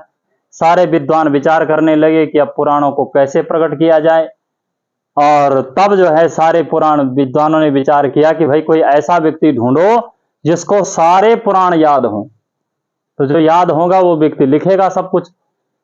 तो उसमें से एक व्यक्ति मिला, उनका नाम है उपदेव जी महाराज। और उपदेव जी ने सारे पुराणों को जैसे के तैसे पुनः लिख दिया। तो अब इससे यह तो नहीं माना जाएगा कि उपदेव की रचना है, रचना तो उन्हीं की है जिन्होंने पहले लिखा है। ऐसे वेद व्यासी ने उन पुराणों को भी और श्रीमद् भागवत को, उनके भीतर सारे श्लोक जैसे के तैसे प्रकट हो गए, और प्रकट होकर के उन्होंने लिपिबद्ध कर दिया, उसको लिख दिया, एक ग्रंथ बना दिया। और उस ग्रंथ को भी, श्रीमद् भागवत को, महाभारत के अंत से प्रारंभ किया। महाभारत की अंतिम कथा से भागवत की कथा प्रारंभ होती। तो बोले महाभारत के अंत से कथा क्यों प्रारंभ की? इसलिए प्रारंभ की कि महाभारत क्या है, ये संसार का झगड़ा ही महाभारत है। दुनियादारी का जो झगड़ा है, हमारे मन के भीतर निरंतर महाभारत चलता रहता है। कभी अच्छाई का पलड़ा भारी हो जाता है, कभी बुराई का पलड़ा भारी हो जाता है। तो महाभारत युद्ध क्या है, कभी कौरव लोग जीत जाते हैं, कभी पांडव जीत जाते हैं, कभी इनका पलड़ा भारी, कभी इनका पलड़ा भारी।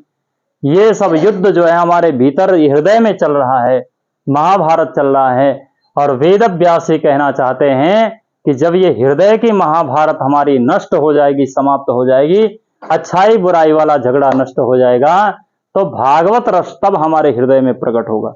इसलिए महाभारत के अंत से ही प्रारंभ किया, जब दुर्योधन की जंघा टूट गई है और युद्ध में मैदान में पड़ा हुआ है। अश्वत्थामा उनकी खबर लेने के लिए आए। अश्वत्थामा ने कहा बताओ क्या करें आपके लिए? बोले हम जिंदगी जीवन भर एक ही भी काम करते रहे, एक ही इच्छा हमारी रही कि मैं 5 पांडवों को मार डालूं।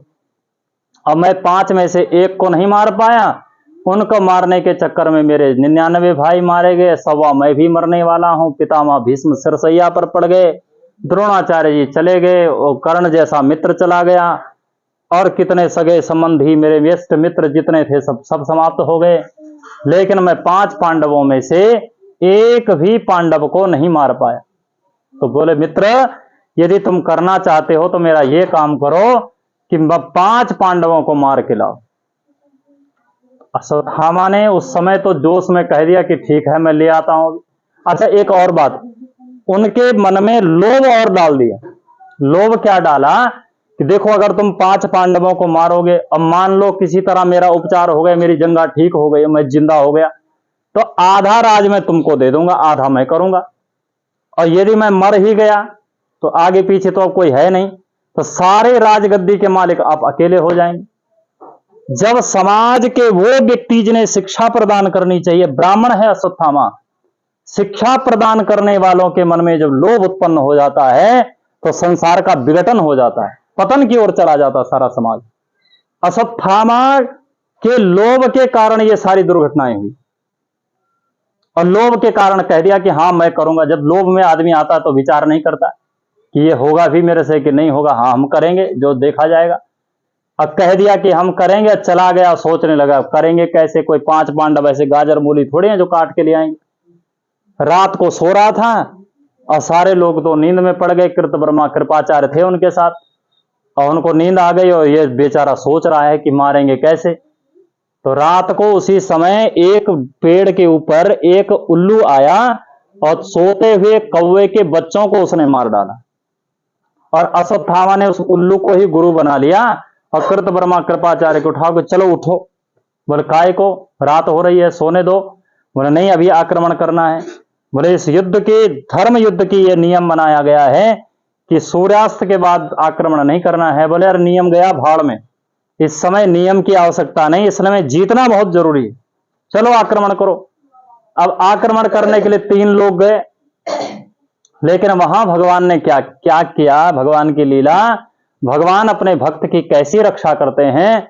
भगवान ने पांडवों से कहा कि देखो, जिस समय राजा को विजयश्री मिलती है उसको अपने शिविर में नहीं रहना चाहिए, किसी महात्मा के पास एकांत में जाकर के भगवान का भजन कथा कीर्तन करना चाहिए, सोना नहीं चाहिए रात को। तो उनको तो उठा के ले गए, और वहां आकर के द्रौपदी के 5 बेटे थे, वो जाकर के अपने पिता की सैया पर सो गए। और अश्वत्थामा आया, एक अक्षौणी सेना पांडवों की बची थी उसका संहार कर दिया, धृष्टद्युम्न जो सेनापति उसका भी संहार कर दिया। अब भीतर जाके देखा कि ये तो सो रहे हैं, और सोते हुए बालकों के सिर काट दिए, काट करके वो सिर लेके गया, दुर्योधन को दिया। दुर्योधन ने देखा कि तो बच्चों के सिर हैं, बड़ा दुखी हुआ तो उसका प्राणांत हो गया। अब प्रातः काल जब पांडवों ने देखा तो द्रौपदी बहुत जोर जोर से रोने लगी, मेरे बेटों को क्यों मारा, किसने मारा। तो अर्जुन ने कहा कि कोई बात नहीं, उसको हम ले आते हैं, तुमको जो सजा देनी है तुम दे देना। ऐसा कह करके अर्जुन गए और उसको अश्वत्थामा को पकड़ के लिया, सभा में पटक दिया, और द्रौपदी से कहा कि बताओ क्या सजा दें इसको, कैसे मारें। और जैसे ही द्रौपदी ने अश्वत्थामा की ओर देखा तो तुरंत समझ में आया, नहीं नहीं, अरे ये तो ब्राह्मण है। तो वहां द्रौपदी जी कह रहे हैं, मुच्यताम मुच्यताम एस ब्राह्मणो नितराम गुरु। इसको कहते हैं श्रद्धा। एक द्रौपदी को, अपने बेटे को जिसने मारा है, उसके भीतर भी ब्राह्मण दिखाई पड़ रहा है। और हमको जिसने धोती कुर्ता पहन करके तिलक लगाया है, चोटी रखी है, जनेऊ रखा है, संध्या कर रहा है, कर्मकांड कर रहा है, उसमें भी ब्राह्मण नहीं दिखाई पड़ रहा है, उसमें भी चोर उचक्का और लुटेरा दिखाई पड़ रहा है। ये स्थिति है समाज। द्रौपदी श्रद्धा कैसी होनी चाहिए, बोले द्रौपदी के जैसी होनी चाहिए। अश्वत्थामा में ब्राह्मण ही नहीं दिखाई पड़ रहा है, वो द्रौपदी कहती है स एस भगवान द्रोण प्रजारूपेण वर्तते, ये कोई सामान्य नहीं है, द्रोणाचार्य हैं। क्योंकि पुत्र जो होता है वो अपने पिता की आत्मा ही होता है। ये तुम्हारे गुरुजी हैं, तुम गुरुजी को पकड़ लाए यहां, बताओ।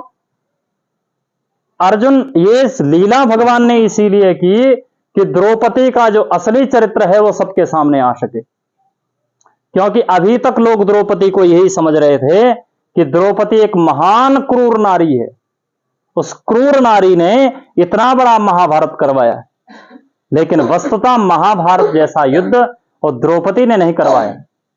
वो अपने महत्वाकांक्षाओं के कारण उनसे हुआ है, नहीं तो द्रौपदी चाहती तो महाभारत में प्रसंग है, जिस समय द्रौपदी का चीरहरण हुआ, चीरहरण के पश्चात गांधारी द्रौपदी से कहती है कि हे द्रौपदी, तू सती नारी है और मैं तेरी महिमा जानती हूं, तू चाहे तो उसी समय मेरे पुत्रों को भस्म कर सकती।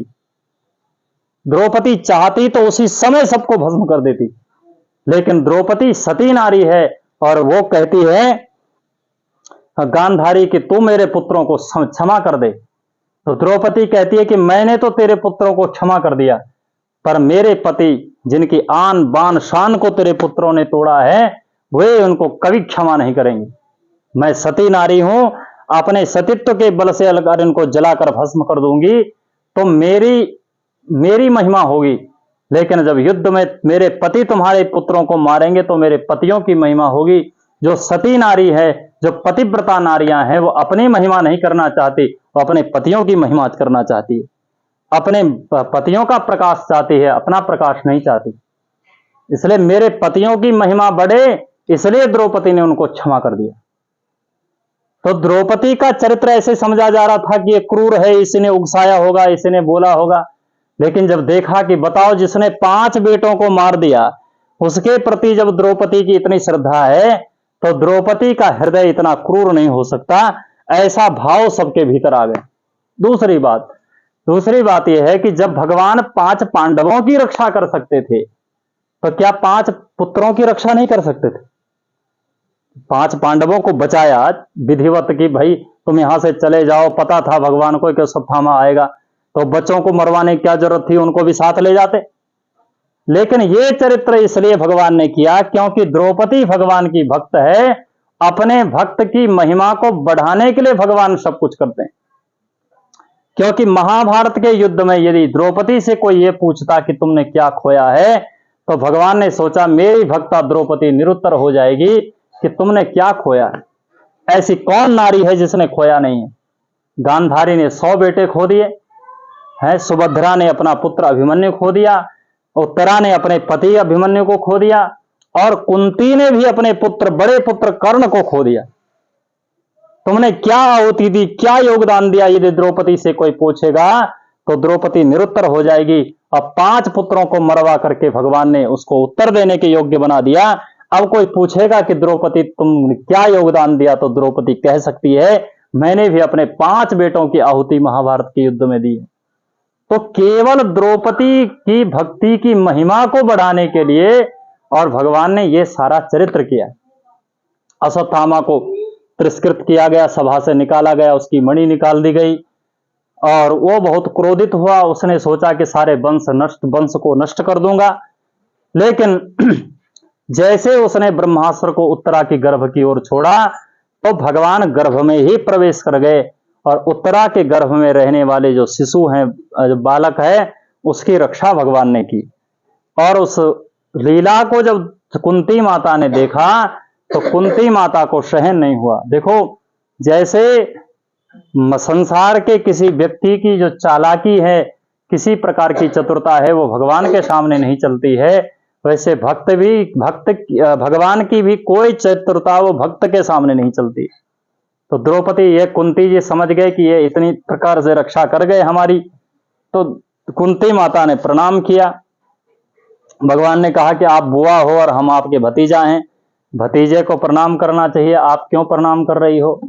तो कुंती माता कहे नहीं, मैं आपको पहचान गई, आप भगवान हो। तो बोले अच्छा ठीक है, तुम कहती हो तो हम भगवान ही हैं। अब भगवान से तो सब कुछ ना कुछ मांगने आते हैं, आप हमसे कुछ मांगो। तो कुंती कहती है कि मांगने के लिए कुछ नहीं है, सारा सब कुछ तो आपने दे दिया है। जितनी कृपा तो आपने मुझ पर की है, जितनी कृपा देवकी माता पर भी नहीं की है, क्योंकि देवकी माता के 6 पुत्र मारे गए और आपने एक की भी रक्षा नहीं की। और मेरे 5 बेटों की आपने जगह जगह रक्षा की है। कभी विष से मारने का प्रयत्न किया गया तो रक्षा की, कभी लाक्षा भवन में जलाने का प्रयत्न किया तो रक्षा की, कभी जंगल में उनको जुआ खेला गया, बहू की लाज उतारने का प्रयास किया गया तो आपने रक्षा की, वन में जगह जगह नाना प्रकार के संकट आए तो आपने रक्षा की। और इतने बड़े महाभारत के युद्ध में जहां बड़े बड़े धीर वीर योद्धा भी सब समाप्त हो गए, इतने बड़े युद्ध में भी आपने हमारे पुत्रों की रक्षा की। अब बताओ, अब मैं आपसे क्या मांगू? और तो भगवान ने कहा कि नहीं नहीं, फिर भी मांग लो, हमको बहुत अच्छा लगेगा तुम मांग लोगे तो।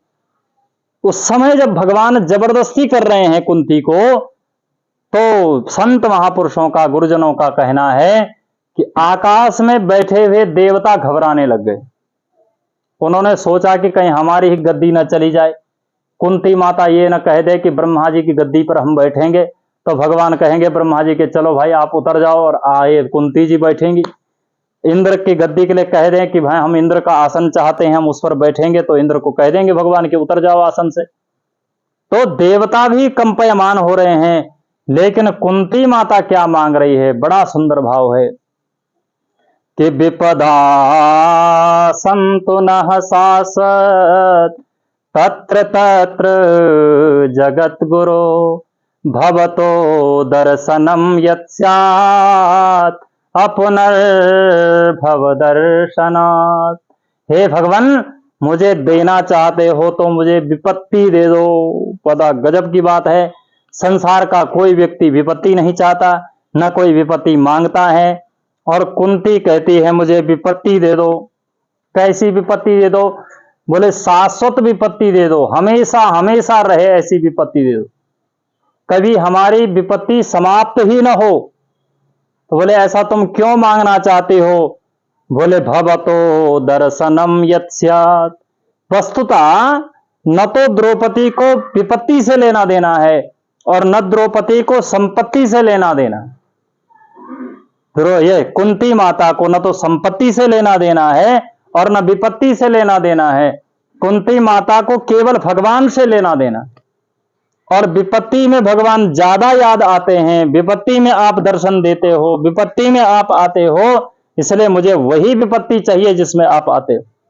और यदि संपत्ति है और आप चले जा रहे हो, आज संपत्ति मिली आप जा रहे हो, तो ऐसी संपत्ति को क्या मारे, ठोकर मारते हैं हम, कुछ नहीं, हमें चाहिए नहीं।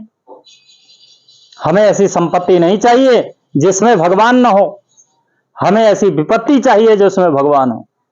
हमारे पास लाखों करोड़ों अरबों की संपत्ति हो और भगवत प्रेम हमारे जीवन में नहीं है, भगवत आचार हमारे जीवन में नहीं है, भगवान का प्रेम हमारे जीवन में नहीं है, तो हमारी वो संपत्ति किसी काम की नहीं है। और कितनी भी बड़ी संपत्ति क्यों न हो, बड़े से बड़ा संपत्तिवान व्यक्ति भी कभी संतुष्ट नहीं हो सकता है। शांति और संतुष्टि और तुष्टि और पुष्टि, ये सारे गुण तब आएंगे जब भगवान के चरण कमलों में हमें प्रेम हो, चाहे हमारे पास संपत्ति हो अथवा न हो। तो कुंती कहना चाहती है कि संपत्ति नहीं, विपत्ति नहीं, हमें वो चीज चाहिए जिससे आप मिलते हो। हमारा अनुभव कहता है जब जब मेरे जीवन में विपत्ति आई है तो मुझे आपका स्मरण आया, और आपका जब स्मरण आया है तो आप हमारे जीवन में आए हो, इसलिए हमें वही विपत्ति चाहिए जिसमें आप हो। ऐसा जब कुंती ने मांगा तो भगवान द्वारिका जाने के लिए तैयार थे, रथ पर बैठने वाले थे, तो भगवान ने कहा कि ठीक है अब नहीं जाएंगे, और भगवान वापस चले आए। पांडवों से कहा कि चलो आज हम एक महापुरुष के पास चलते हैं। एक महापुरुष ऐसा है जो बहुत दिनों से भगवान की प्रतीक्षा कर रहा है, और वो सरसैया पर पड़ा हुआ है, बाणों की सैया पर पड़ा हुआ है, एक एक इंच पर बाण चुभे हुए हैं। अब देखो, हम लोग जो हैं भजन के लिए, भगवान की भक्ति के लिए, भगवत स्मरण के लिए अनेक प्रकार की सुविधाएं ढूंढते हैं। अरे महाराज गर्मी ज्यादा हो गई, नहीं बैठ पा रहे हैं, सर्दी ज्यादा हो रही है, नहीं जल्दी उठ पा रहे हैं, यही नहीं भजन कर पा रहे हैं। कैसे भीष्म पितामह हैं, एक एक इंच पर बाण बिधे हुए हैं, और निरंतर उनको कोई दर्द से, कोई उससे, कोई किसी से कोई लेना देना नहीं है, निरंतर भगवान का भजन कर रहे हैं। स्थिति परिस्थिति के अधीन होकर के जो भजन करता है वो भजन नहीं कर सकता। स्थिति परिस्थिति कैसी भी हो, उसी में जो भजन करता है वही भक्त है। भाई हमारे पास सारी सुख सुविधाएं हैं, और ऐसे लोग हैं जो भगवान की तरफ लगने वाले हैं, भगवान को किसी न किसी रूप से कहीं ना कहीं मानने वाले। विभीषण तो ऐसी जगह रहता है जो भगवान को मानने की बात कौन छोड़े। आदमी मिल जाए तो आदमी को खा जाते, गधा मिल जाए गधा खा जाते, घोड़ा मिल जाए जिंदा ही खा जाते। ऐसे लोगों के बीच रहते हैं विभीषण जी। और जो भगवान का घोर विरोधी है, भगवान के भक्तों का घोर विरोधी है रावण। उस रावण के साथ में उसके दासत्व में उसका भाई बन करके रहना पड़ता है, और वहां भी ऐसी व्यवस्था बना रखी है, वहां भी भजन करता है। एक युक्ति, एक कथानक हमने महापुरुषों से सुना है। बोले अपनी कुटिया के बाहर भगवान का नाम लिखा था, राम जी का नाम लिखा हुआ था, तो रा लिखा और मां लिखा था। तो रावण को पता चला, जो चुगलखोर लोग हर जगह होते हैं, और राजा लोग जो होते हैं वो चुगलखोरों की बातें बहुत सुनते हैं। राजा पश्यन्ति स्वैरिणः, ऐसा लिखा है। गाओ पश्यन्ति घ्राणेनः, वेदे पश्यन्ति पंडितः। गाय जो है वो घ्राण से देखती है, चाहे कोई भी चीज ला करके दो पहले उसे सूंघेगी, गाय हो चाहे कोई भी पशु हो। तो जो दिख रही है तो उसे पालो, नहीं पहले उसको सूंघेगी, घ्राणेन। और वेद ही पश्यन्ति पंडिता, जो विद्वान लोग होते हैं वो वेद से आकलन करते हैं कि वेद में इसका प्रमाण है कि नहीं है, तब उसको स्वीकार करते हैं। और राजा पश्यन्ति स्वैरिणः, जो राजा होता है वो चुगलखोरों की बात ज्यादा सुनता है। तो रावण के पास जब चुगलखोर गए, उन्होंने कहा देखो तुम राम जी के दुश्मन हो, तुम राम जी के विरोधी हो, और तुम्हारा जो भाई है छोटा भाई उसने राम लिख रखा है अपनी कुटिया के आगे, और निरंतर माला लेकर के राम राम राम राम जपता रहता है। तो रावण क्रोध में होकर के आया और तलवार लेकर के कि बताओ हमारे यहां रह करके और हमसे ही विरोध हो रहा है। तो विभीषण के पास आए, विभीषण से पूछा क्यों भाई ये क्या लिखा है? बोले महाराज राम लिखा है। क्यों लिखा? तुम ये तो हमारे शत्रु हैं, हम इनका नाम लेना क्या, हम तो इनका विरोध करते हैं, इनके दुश्मन हैं। तो बोले देखो हमने राम वो नहीं लिखा है, तुम आप विचार कीजिए, आपका नाम क्या है? बोले हमारा नाम है रावण।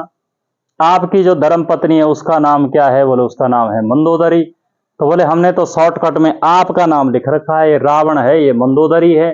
अब पूरा रावण मंदोदरी तो जपा नहीं जाएगा, उसमें बहुत टाइम लग जाएगा, तो हम धीरे से जो है रावण मंदोदरी राम राम राम राम जपते हैं।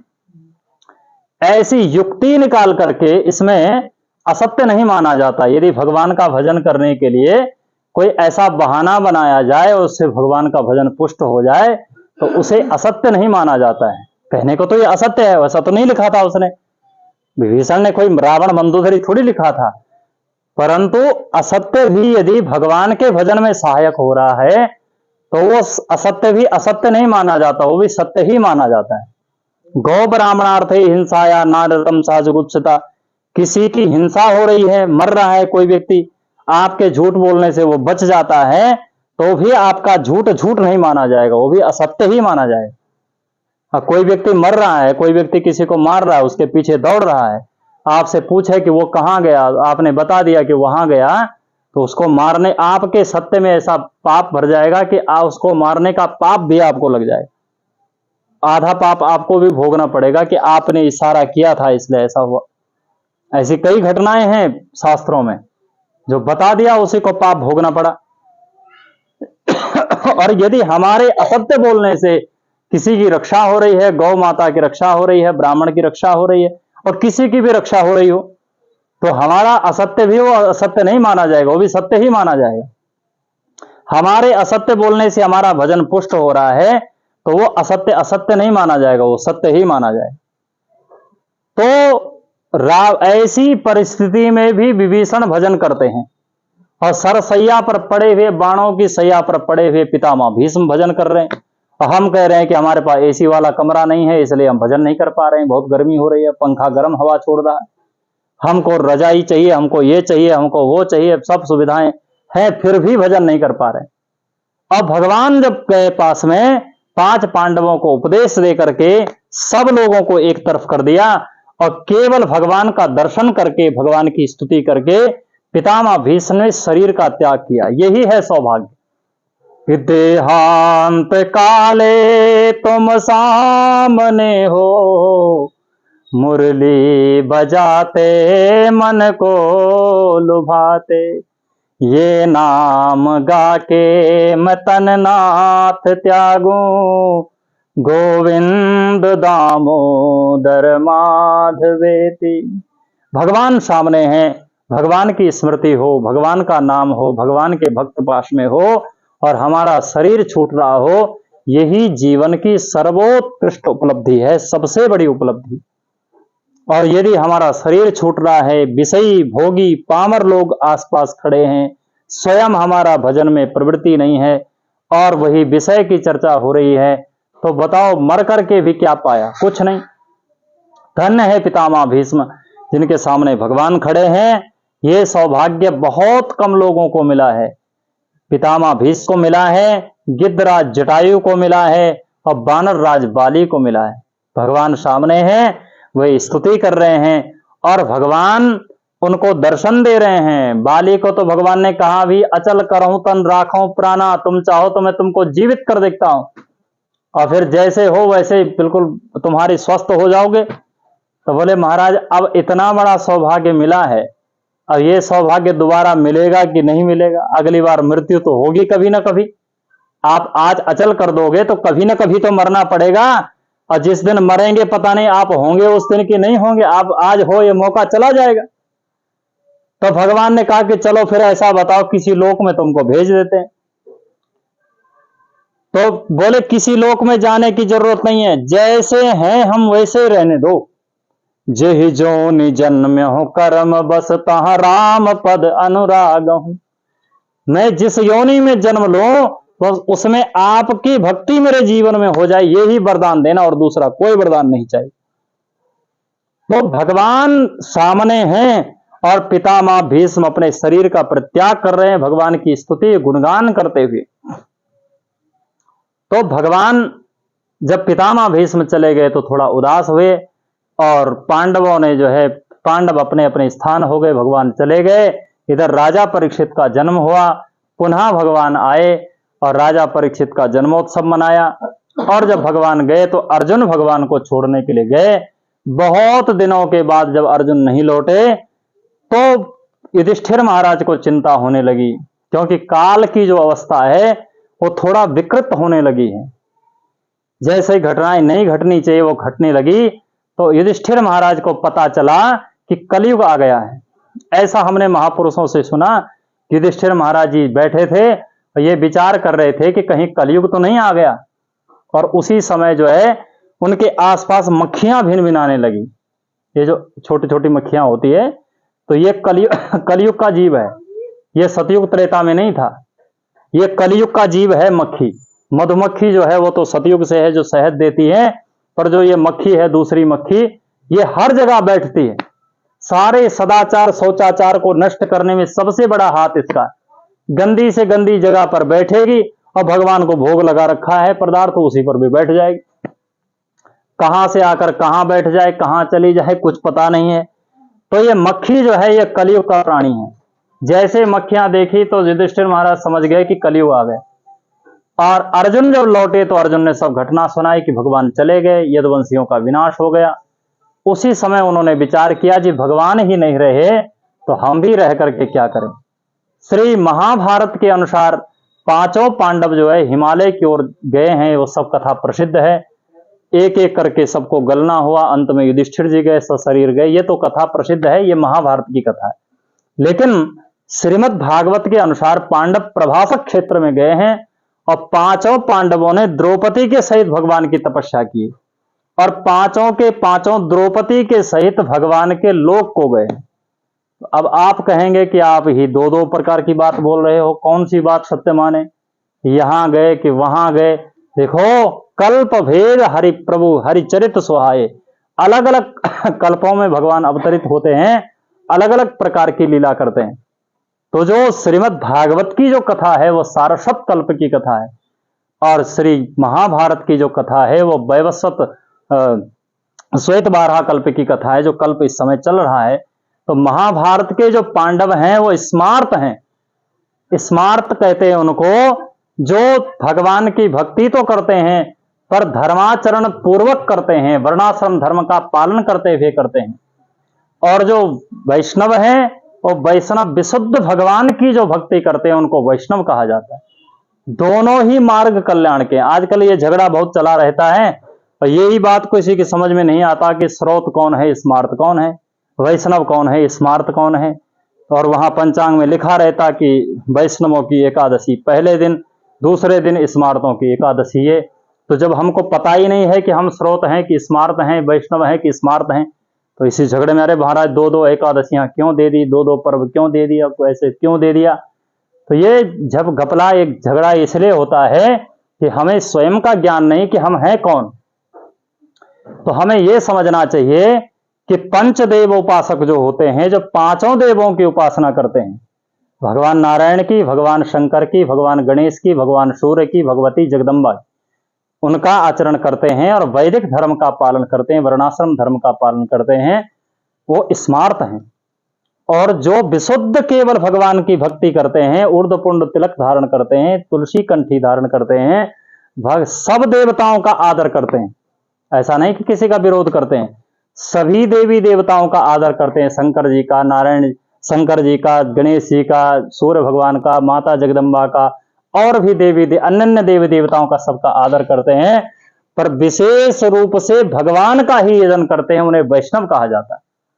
वैष्णव की स्थिति ऐसी होती है जैसे पतिव्रता नारी, पति में जो भाव उसका होता है वो सब में उसका भाव नहीं हो सकता। तो इसका मतलब ये थोड़ी नहीं है कि पतिव्रता है तो पति की जो सेवा करे और ससुर को डंडा मारे, तब तो पतिव्रता नहीं कहलाएगी। भाई ससुर की भी सेवा करती है, सास की भी सेवा करती है, देवर की भी सेवा करती है, अपने घर के जितने बाल बच्चे हैं सबकी सेवा करती है, लेकिन जो भाव जिस भाव से पति को देखती है उस भाव से किसी को नहीं देखती है। ऐसे वैष्णव के लिए कहा है गोप्तृत्व वर्णन तथा, और भगवान का वर्ण कर लेते हैं पतिव्रता नारी की तरह, और सारे देवी देवताओं की सेवा अर्चन पूजन करते हैं, सबका आदर करते हैं, पर करते क्या है, सब सन मांगो एक फल, राम चरण रति देहु। सबसे एक ही वरदान मांगते कि हमारी भगवान में प्रीति हो जाए। भाई राम शंकर जी की शरण में भी जाएंगे तो उनसे कहेंगे भगवान से प्रेम हो जाए, दुर्गा जी की शरण में जाएंगे उनसे कहेंगे भगवान से प्रेम हो जाए, गणेश जी की शरण में जाएंगे उनसे कहेंगे भगवान से प्रेम हो जाए। और जो स्मार्त लोग हैं, धर्म कर्माचरण करते हैं, उनकी निंदा नहीं है, लेकिन उनकी क्रम मुक्ति होती है। कर्म मुक्ति कैसी होती है कि जैसे माना वो किसी निम्न वर्ण में है, सामान्य वर्ण में है, और पूरी तरह से वो धर्माचरण का पालन कर रहा है जैसा उसे अपने वर्ण अनुसार करना चाहिए, तो अगले जन्म में उसे उससे ऊंचे वाले वर्ण में जन्म मिल जाता है। उसमें वर्ण में भी वो पूरा धर्माचरण करता है तो फिर क्षत्रिय वर्ण में उसको जन्म मिल जाता है। क्षत्रिय वर्ण में भी जैसा क्षत्रियोचित धर्म है उसका पालन करता है तो ब्राह्मण वर्ण में उसका जन्म हो जाता है, और ब्राह्मण जन्म में भी वो ब्राह्मणोचित धर्म करता है तो उसे स्वर्गलोक की प्राप्ति हो जाती है, और स्वर्गलोक के बाद उसका पुण्य होता है, ब्रह्मलोक की प्राप्ति हो जाती, फिर और लोकों और पुण्य होता है तो फिर शिवलोक की प्राप्ति हो जाती, शिवलोक की प्राप्ति के बाद फिर भगवान की प्राप्ति होती। ऐसा ये कर्म मुक्ति। लेकिन भगवान का जो विशुद्ध भजन करने वाला भक्त है वो चाहे किसी भी वर्ण में हो, चाहे शूद्र हो, चाहे क्षत्रिय हो, चाहे वैश्य हो, चाहे ब्राह्मण हो, किसी भी वर्ण में हो, विशुद्ध भगवत भक्त है तो उसे किसी लोक में जाने की आवश्यकता नहीं पड़ती, उसकी सद्या मुक्ति हो जाती है, सीधे भगवान के लोक को चला जाता। ये वैष्णव धर्म की महत्ता है। तो ये पांडव जो हैं, महाभारत के पांडव, ये स्मार्त हैं, इनकी क्रम मुक्ति हो रही है। और जो इसके पांडव हैं, श्रीमद् भागवत महापुराण के पांडव हैं, ये वैष्णव हैं, सारस्वत कल्प के पांडव हैं, और सद्या श्री भगवान के शरण में जा रहे हैं। इधर राजा परीक्षित को राज्य दिया, उन्होंने दिग्विजय की, चारों तरफ विश्व विजय करके आए, और जब विजय करके आ रहे थे राजा परीक्षित, उस समय एक गाय को, एक बैल को उन्होंने देखा, वो बैल जो है उसके 3 पैर कट चुके हैं, और गाय से पूछ रहा है वो बैल कि तुम इतनी उदास क्यों हो। तो गाय कहती है कि देखो देखो ये बैल कौन है, बैल है धर्म है, बैल धर्म का स्वरूप है, और गाय जो है वो पृथ्वी का स्वरूप है। गाय की दुर्दशा देखने से पता चलता है कि पृथ्वी की क्या दुर्दशा है। आज जैसी गायों की स्थिति है, सब जो है सबके लिए सब व्यवस्थाएं हैं, पर गौ माता के लिए किसी ने कोई व्यवस्था, न सरकार की तरफ से, न मनुष्यों की तरफ से, न हम लोगों की तरफ से। यत्किंचित 2-4 लोग जो है प्रयास कर भी रहे हैं, वो भी बेचारे मर झिक करके बड़ी मुश्किल से कर पा रहे हैं। ये गौ माताओं की परिस्थिति हो रखी है। ये किसका कष्ट है? ये संपूर्ण पृथ्वी का कष्ट है। और बैल की जो दुर्दशा है वो धर्म की दुर्दशा है। तो बैल वो धर्म रूप है, गौ माता पृथ्वी का स्वरूप है। तो पृथ्वी रूपी जो गाय है वो कहती है कि हे धर्म, जब तुम पूरी तरह से प्रतिष्ठित होते हो तो मैं बिल्कुल प्रसन्न रहती हूं, और जैसे जैसे तुम्हारा क्षरण होता है वैसे वैसे मैं दुखी हो जाती हूं। तुम्हारे 4 चरण हैं, सत्य, शौच, दया और दान। ये कलयुग में 3 चरण कट चुके हैं, एकमात्र चरण बचा है। श्रीमद् भागवत के अनुसार वो चरण है सत्य। सत्य रूपी एक चरण बचा है। और गोस्वामी तुलसीदास जी रामचरितमानस में कहते हैं कि चारों चरणों में से एक चरण बचा है, वो है दान। प्रगट 4 पग धर्म के, कलिमहु एक प्रधान। येन केन विधि दीने, दान करहीं कल्याण। अच्छा, सही बात यही है कि बाकी आचरण भले ही कलयुग में नहीं है, पर दान का आचरण अभी भी लोगों में है। दान का आचरण इसलिए है, यदि दान का आचरण नहीं होता तो इतने ब्राह्मण, इतने संत, इतने मठ, इतने मंदिर ये कहां से चलते। अब उसमें येन केन विधि इसलिए कहा कि जैसा दान का, देश का, काल का, पात्र का विचार होना चाहिए, वो विचार किसी में नहीं है। जैसा है, कोई टैक्स बचाने के लिए, कोई अपना नाम कमाने के लिए, कोई किसी का प्रकार से, कोई ये सोच करके चलो कुछ ना कुछ मिल जाएगा, धन बढ़ जाएगा, तो दे रहा है, तो दान बचा हुआ है। तो बोले एक चरण पर तुम खड़े हो, इसलिए मैं दुखी हो रही हूं। राजा परीक्षित ये देख रहे हैं दूर से, और उसी समय एक काला कलूटा सा पुरुष आया, हाथ में तलवार लेकर के उस बैल के 4थे चरण को भी काटना चाहता है। ये कलयुग जो है ये धर्म को रहने नहीं देना चाहता। तो राजा परीक्षित ने उसका हाथ पकड़ लिया, पूछा, भाई कौन हो तुम? हमारे सामने, हमारे ही राज्य में इन निरीह प्राणियों पर तुम ऐसा अत्याचार कर रहे हो, कौन है आप? तो बोले, महाराज मैं कलयुग हूं, मेरा भी साम्राज्य है, मुझे भी रहना है। आप राजा हो ठीक है, पर हम भी हमारी भी कोई सत्ता है, हमको भी रहना पड़ेगा यहां। तो बोले, तुम रहो, पर तुम मेरे राज्य को छोड़ करके चले जाओ।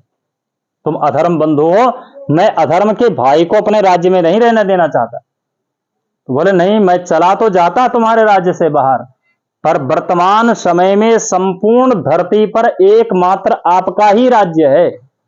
राजा परीक्षित जो है इस भारतवर्ष के चक्रवर्ती सम्राट थे, संपूर्ण धरती का राज्य उनके पास था। तो बोले, सारी धरती पर आप ही का राज्य है, मैं कहां जाऊं? तो बोले, चलो ठीक है, तो तुम नहीं चाहते तो मैं तुम्हें 4 जगह देता हूं, और 4 जगह तुम चले जाओ। तो 4 जगह दिए। द्यूतम पानम स्त्रियः सूनः, ऐसा धर्माश्चतुर्विधा। पहला नाम, पहली जो जगह दी है कलयुग को है वो द्यूत क्रीड़ा, किसी प्रकार का जुआ।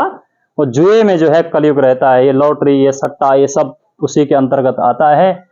किसी भी धर्मावलंबी पुरुष को इस जुए के चक्कर में नहीं पड़ना चाहिए।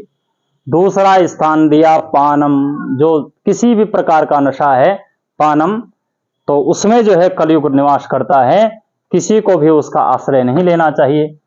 और तीसरा स्थान दिया है स्त्रियां, माने जहां कुलक्षणा व्यभिचारिणी स्त्रियां रहती हैं, वहां जाकर के तुम रहो। और चौथा स्थान दिया हिंसा, जहां किसी प्रकार की हिंसा होती हो, और हिंसा के स्थान में जाकर के तुम रहो।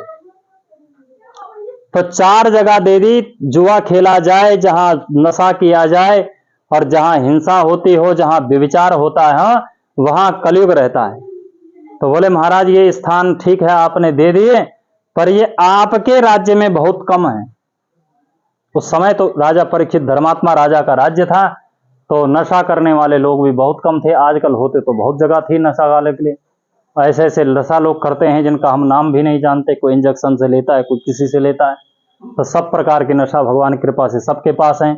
तो कलयुग के लिए भरी पूरी जगह है। पर वो परीक्षित का काल था, उस समय नशेड़ी लोग कम थे, जुआ खेलने वाले लोग भी कम थे, बेविचारी लोग भी बहुत कम थे, और हिंसा करने वाले, अशुद्ध खान पान वाले लोग भी बहुत कम थे। तो बोले, महाराज ये जगह तो थोड़ा कम पड़ रही है, एक और जगह दे दो। तो पुनश्च याचमानाया जात रूपम मध प्रभो। पांचवी जगह दी है सोना। सोने का मतलब है अनीति, अन्याय, अनाचार से कमाया हुआ धन। क्योंकि किसी भी देश की मुद्रा का अवलोकन आज भी सोने से होता है। ऐसा होता है कि नहीं होता है? किस देश के पास कितना सोना है उसी हिसाब से उसके नोट छापे जाएंगे, ऐसा ही है। तो आज भी उसका अवलोकन सोने से होता है। सोने का मतलब है संपत्ति। तो संपत्ति जो अन्य, देखो धर्म की संपत्ति में भगवान का वास है। धर्म से, धर्माचरण से कमाई हुई, ईमानदारी से कमाई हुई जो संपत्ति है उसमें भगवान का वास है। श्री, उसको श्रीवंत कहते हैं। पर जो अन्याय, अनीति, अनाचार से कमाई हुई संपत्ति है उसमें कलयुग का निवास। और एक बहुत बड़ी विचित्र बात है, अन्याय अनीति से कमाया हुआ धन यदि हमारे पास है तो चारों के चारों बिना बुलाए हमारे पास आ जाएंगे। हमारे यहां जुआ खेलने वाले लोग पैदा हो जाएंगे, शराब पीने वाले लोग पैदा हो जाएंगे, व्यभिचार करने वाले लोग पैदा हो जाएंगे और हिंसा करने वाले लोग पैदा हो जाएंगे। और ये सारे दुर्गुण उन्हीं में आते हैं जिनके पास अनीति, अन्याचार का अंधाधुंध धन आता है। उनकी वृत्ति फिर वहीं चली जाती है कि होटलों में चले जाएंगे, मौज मस्ती करेंगे, ऐसा करेंगे, वैसा करेंगे। कोई सदाचार, शौचाचार से कोई लेना देना नहीं रहता, सब धन का कारण होता है। पांचवा स्थान सबसे खतरनाक।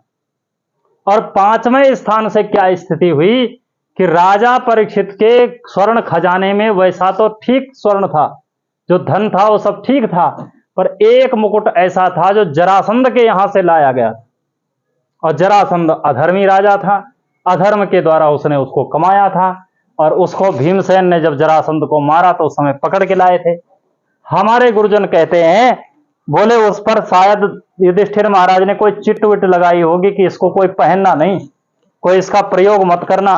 पर साफ सफाई करने वालों ने लोग वो चिट जो लगी थी वो इधर उधर कर दी।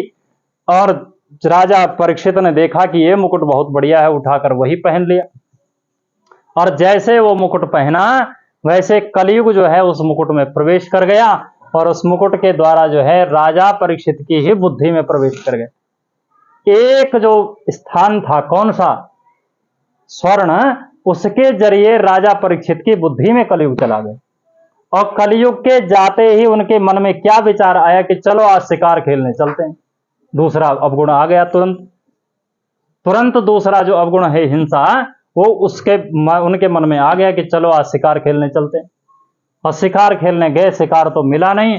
वहां एक महात्मा बैठे थे, उनका अपमान कर बैठे।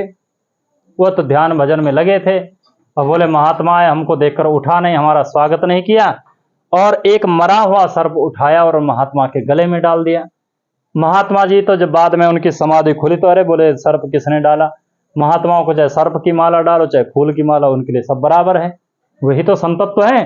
लेकिन उनके जो पुत्र थे श्रृंगी ऋषि, छोटे जवान बालकों में थोड़ा जोश ज्यादा होता है, तो उनको पता चला कि हमारे पिताजी के गले में राजा परीक्षित ने सर्प की माला डाल दी, तो बड़े क्रोधित हो गए। अच्छा, एक राजा की ऐसी हिम्मत है कि मेरे पिता के गले, मेरे जैसे पिता के गले में उन्होंने सर्प की माला डाल दी। तो उन्होंने तुरंत श्राप दिया, इति लंघित मर्यादा तक्षका सप्तमे हनि। तुमने मर्यादा का उल्लंघन किया है, इसलिए आज से 7वें दिन तुम्हें तक्षक नाम का सर्प डस लेगा। और राजा परीक्षित ने जैसे ही ये खबर सुनी कि मुझे 7वें दिन मरने का श्राप मिला है, तुरंत उन्होंने संसार के सुख और भोगों का परित्याग कर दिया और अपने पुत्र को उसी दिन राजगद्दी पर बिठा करके और स्वयं एक जोड़ी कपड़ा पहन करके, नीचे एक धोती और ऊपर एक उत्तरीय लेकर के, और श्री गंगा जी का आश्रय लिया। शुकताल में भगवान श्री राजा परीक्षित जी आए, गंगा जी का आश्रय लिया। और संसार के जितने महात्मा हैं, भृगु, वशिष्ठ, च्यवन, गौतम, मेधातिथि, देवल, देवरात आदि जो बड़े बड़े महापुरुष हैं, उन सबको जब पता चला कि राजा परीक्षित को 7वें दिन मरने का श्राप मिला है, ऐसा राजा अब कलयुग में दूसरा कोई नहीं होगा। उस राजा परीक्षित को जन दर्शन देने के लिए सारे महात्मा आ गए। और इन महात्माओं को देख करके राजा परीक्षित ने कहा कि मेरा बहुत बड़ा सौभाग्य है, इन महात्माओं ने मुझे श्राप नहीं दिया, इन महात्माओं ने मुझ पर बहुत बड़ी कृपा की है।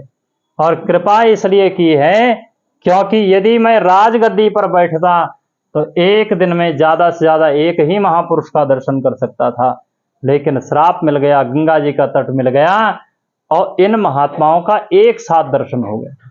दूसरी बात, राजा परीक्षित कहते हैं, हे महात्माओं, मुझे तक्षक के डसने का कोई डर नहीं। दशत्वलम गायत विष्णु गाता, आज ही मुझे अभी तक्षक ना डस ले, मुझे कोई आपत्ति नहीं, पर मैं केवल भगवान की कथा सुनना चाहता हूं। यह भी बात है कि मान लो कथा नहीं भी होती तो भी राजा परीक्षित के मोक्ष में कोई संदेह नहीं था। उसका सबसे बड़ा कारण क्या है? एक कारण तो यह है कि गंगा जी के तट का आश्रय ले रखा है। श्रद्धावनत होकर के जो गंगा जी के तट का आश्रय लेता है उसकी मुक्ति में कोई संदेह नहीं। अरे भैया, गंगा जी की महिमा के लिए कहा गया है, गंगा गंगेति यो ब्रूयात् योजनानां शतैरपि मुच्यते सर्व पापानां विष्णुलोकम स गच्छति। 100 योजन दूर से, 100 योजन दूर से भी कोई गंगा गंगा गंगा गंगा पुकारता है तो भी उसका कल्याण हो जाता है। और साक्षात गंगा जी के किनारे बैठा हो, स्नान कर रहा हो, आचमन कर रहा हो, प्रणाम कर रहा हो, स्पर्श कर रहा हो, दरस परस मज्जन और पाना ये सब कर रहा हो, तो भैया उसकी मुक्ति में कैसे संदेह हो सकता है? गंगा जी की महिमा बहुत बड़ी है। बस यही है कि हम लोग गंगा जी के बहुत निकट रहते हैं, इसलिए गंगा जी की महिमा को नहीं समझ पाते। दूर दूर से लोग आते हैं और गंगा जी में इतने श्रद्धा भाव होकर के स्नान करते हैं। यहाँ ऋषिकेश में रहने वालों से पूछो कितनी बार स्नान किया, बोले महाराज मकर संक्रांति को किया था, तब से अभी तक नहीं किया है। पूरे साल में मुश्किल से मकर संक्रांति पकड़ लेते हैं, उसी में स्नान कर लेते हैं। कोई श्रद्धावान व्यक्ति हो, पुरुष हो, वो स्नान कर लेता है। बाकी ज्यादा से ज्यादा लोग, बहुत से लोग ऐसे हैं मेरे देखने में, आज तक गंगा जी ही नहीं गए। ऐसे भी लोग हैं, सारी जिंदगी आप ऋषिकेश में रहते होगे और पैदल जाना चाहे तो पैदल जा सकते हो, गंगा जी नहीं गए। क्योंकि सन्निकर्षेण ही मर्त्यानाम अनादरणीय कारणम, जो व्यक्ति जिसके जितने निकट होता है उसका उतना अनादर हो जाता है, उसका आदर कमजोर पड़ जाता है। दूसरे तीर्थों में जाएंगे, वहां की महिमा गाएंगे, गंगा जी पास में बैठी है, उसको देख ही नहीं रहे। तो गंगा जी के होने से राजा परीक्षित के मोक्ष में कोई संदेह नहीं। दूसरी बात है, यदि किसी के वंश में एक कोई भगवान का भक्त पैदा हो जाए तो सारे कुल खानदान का उद्धार उसके ब्याज से हो जाता है। यहां तक कहा गया है, यदि भक्त वैष्णव पैदा होता है तो आकाश में पितृलोक में बैठे हुए पितृलोक में नृत्य करने लगते हैं।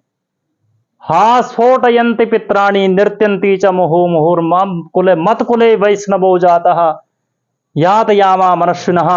वे पितरलोक जो हैं हंसने लग जाते हैं, नाचने लग जाते हैं। अब हमारे कल्याण में कोई संदेह नहीं, अब हमको भी भगवान का लोक मिल जाएगा। तो एक कोई भक्त पैदा हो जाए, उसके सारे कुल खानदान का उद्धार हो जाएगा। और राजा परीक्षित ऐसे हैं कि स्वयं भक्त हैं, उनके बाप दादा जितने थे सब भक्त हैं, उनकी दादी परदादी जितनी थी वे सब भक्त हैं, और सारा कुल खानदान उनका भक्त ही भक्त है। तो बताओ राजा परीक्षित के मोक्ष में क्या संदेह है? दूसरी बात, संसार का एक कोई भगवान का भक्त संत किसी के मोक्ष के कल्याण की चिंता करे या चिंतन कर ले तो उसके कल्याण में कोई संदेह नहीं रह जाता, एक कोई करे। और राजा परीक्षित के कल्याण का चिंतन करने के लिए धरती के जितने महात्मा वो सब बैठे। इसीलिए राजा परीक्षित कहते हैं, दशत्वरम गायत विष्णु गाथा, अभी डसले कोई टेंशन नहीं है, पर 7 दिन मुझे मिले हैं तो मैं भगवान की कथा सुनना चाहता हूं। अब जो महात्मा वहां बैठे हैं, ऐसा लगता है उनको कथा नहीं आती होगी, वो सब शांत बैठे, कोई कुछ नहीं बोला। और कथा क्यों नहीं आती है? क्योंकि जो कथा लिखने वाले, भागवत लिखने वाले, वो वेद व्यासी वहां बैठे। वेद व्यासी के गुरुजी हैं जो नारद जी, जिन्होंने भागवत को उपदेश किया, वही नारद जी वहां बैठे। उनके पिताजी पाराशर जी हैं, वो वहां बैठे हैं, और भृगु जी बैठे हैं, वशिष्ठ जी बैठे हैं, बड़े बड़े महापुरुष बैठे हैं। सब एक से एक ज्ञाता, एक से एक ज्ञानी है, कोई कथा नहीं कह रहा। क्यों नहीं कह रहा है? वे सब त्रिकालदर्शी महापुरुष सब जानते हैं कि आज की कथा भगवान सुखदेव आकर के सुनाएंगे, यदि हमने कहना शुरू कर दिया तो सुखदेव जी ऐसे महापुरुष हैं, आकर के भीड़ के बीच में बैठ जाएंगे और किसी को पता ही नहीं चलेगा कि सुखदेव जी कब आए कब चले गए।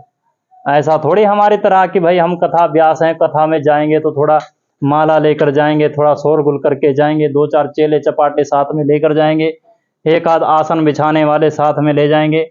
ऐसे सुखदेव जी नहीं है। वे तो आएंगे, कथा चल रही है, सुनने का मौका मिल गया तो बैठ गए, अब बैठ गए तो सुनने लग जाएंगे। तो जो सुखदेव जी की वाणी का लाभ हमें मिलने वाला है वो सुखदेव जी की वाणी का लाभ हमें प्राप्त नहीं होगा। इसलिए कोई महात्मा नहीं बोला, और जब नहीं बोला तो भगवान सुखदेव प्रकट हो गए। तत्राभवत भगवान व्यास पुत्रो यदृक्षया गामटमानो नपेक्षा अलक्षलिंगो निज लाभ तुष्टो वृतस्य बालैरवधूत वेशा। उसी समय श्री सुखदेव भगवान प्रकट हो गए और सुखदेव जी भगवान को देख करके राजा परीक्षित बड़े प्रसन्न हुए। राजा परीक्षित यहाँ बहुत सुंदर बात कह रहे हैं। राजा परीक्षित कह रहे हैं, हे भगवान सुखदेव, आपके जैसे महापुरुषों का स्मरण भी कोई गृहस्थ व्यक्ति कर ले। हे साम सस्मरणात् पुंसाम सद्यः शुद्ध्यन्ति वै गृहा। आप जैसे महापुरुषों का स्मरण भी कोई सामान्य गृहस्थ व्यक्ति कर दे, उसी समय उसका कल्याण हो जाता है। तो किम पुनर्दर्शन स्पर्श पाद शोचासनादि भी, फिर आपका दर्शन हो जाए, आपके चरण कमलों का स्पर्श हो जाए, आपका चरण प्रक्षालन करने का अवसर मिल जाए, आपका अर्जन बंदन करने का अवसर मिल जाए, फिर उसके कल्याण में कहाँ संदेह है। पर महाराज ज्यादा समय हमारे पास नहीं है, हमें केवल एक बात का उत्तर दो। क्या उत्तर दो? बोले म्रियमाणस्य सर्वथा। जो म्रियमाण पुरुष है उसे क्या करना चाहिए? म्रियमाण मने जो तुरंत मरने वाला है उसको क्या करना चाहिए। ऐसा नहीं पूछा कि 7 दिन में हम मरने वाले हमको क्या करना चाहिए, या फिर जो 7 दिन में मरेगा उसको क्या करना चाहिए। कुछ नहीं पूछा, जो म्रियमाण है उसको क्या करना चाहिए। और वस्तुतः ये संसार का प्रत्येक प्राणी म्रियमाण है, तुरंत मरने वाला है। कोई नहीं कह सकता कि मेरी मृत्यु कब आएगी, कौन पहले चला जाएगा कौन बाद में जाएगा, ये कोई निश्चय नहीं कर सकता है। और कोई पक्का नहीं बता सकता है दुनिया का व्यक्ति कि तुम कब मरोगे, कब जाना पड़ेगा। कभी कभी ऐसी स्थिति होती है, भोजन करते करते व्यक्ति चले जाते हैं। अब तो बहुत ज्यादा ऐसी स्थितियां हो जाती है, घर से कोई निकलता है, एक्सीडेंट हो जाता है, मर जाता है। क्या घर से जाते समय उसने सोचा होगा कि हम मर जाएंगे? वो तो पता नहीं कितनी योजनाएं, कितनी कल्पनाएं, कितनी सब सोच विचार करके गया है, पर वापस नहीं लौटा। कई लोग ऐसे, एक व्यक्ति ऐसा, वो मोटरसाइकिल लेकर के गया, बहुत दूर की यात्रा करके आया, और जब घर में आया तो एक मित्र ने कहा कि चलो थोड़ा आगे चलते हैं। तो सब जगह से घूम फिर के घर जीवित आ गया, और थोड़ी दूरी पर गया, वहीं जाकर मोटरसाइकिल गिर गया, खोपड़ी लग गई और खत्म। तो कौन कब जाएगा ये कोई निश्चय नहीं कर सकता। इसलिए संसार के प्रत्येक व्यक्ति को क्या करना चाहिए, ये बात राजा परीक्षित पूछते हैं। और इसके लिए राजा महाराज सुखदेव जी ने भी कहा कि तुम्हारा जो प्रश्न है वो अपने लिए नहीं है, बरी या नेसते प्रश्न कृतो लोक हितम नृपा। तुमने अपने कल्याण के लिए नहीं पूछा, सबके कल्याण के लिए पूछा। देखो, अपने कल्याण की चिंता, अपने भले की चिंता जो करता है उसका भला बाद में होता है, और सबके कल्याण की चिंता जो करता है उसका भला पहले हो जाता है।